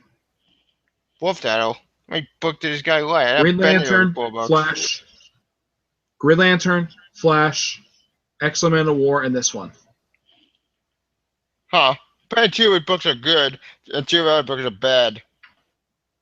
Yeah. I mean, at least he's not like Bunn, where he writes like 7 books. Or Bendis. Bendis only writes 3 right now, but he's gonna be writing 4 soon. Yeah, and But that's I good. don't think he goes beyond 4. Bendis can have 4 books. She usually gets lazy with one book suffers. It's gonna be Iron Man, isn't it? Yeah, Yeah. it's another Iron Man book. Yeah, if Edgar was here, he would have to experience Bendis gets lazy. Yeah, we should really wrap this up, Tevya. Yeah, we have to start again. It's midnight. All right. Yeah. All right. Thank you for whoever was joining us. I saw the one viewer. Tevya, where can people find you? You can find my YouTube channel at Tevya Smoker. You can find my Facebook page on the screen, and you can find me on Twitter. Link in the description. And that's about it. You can find me here on YouTube, Twitter. You also can follow me on Google+. Yep. And you also can follow me on Facebook. And that's it. Stay tuned be here for next week for episode 4 of all new, all different Marvel and DC comics. See you there. Yep. Bye. Bye. Bye. Happy to say.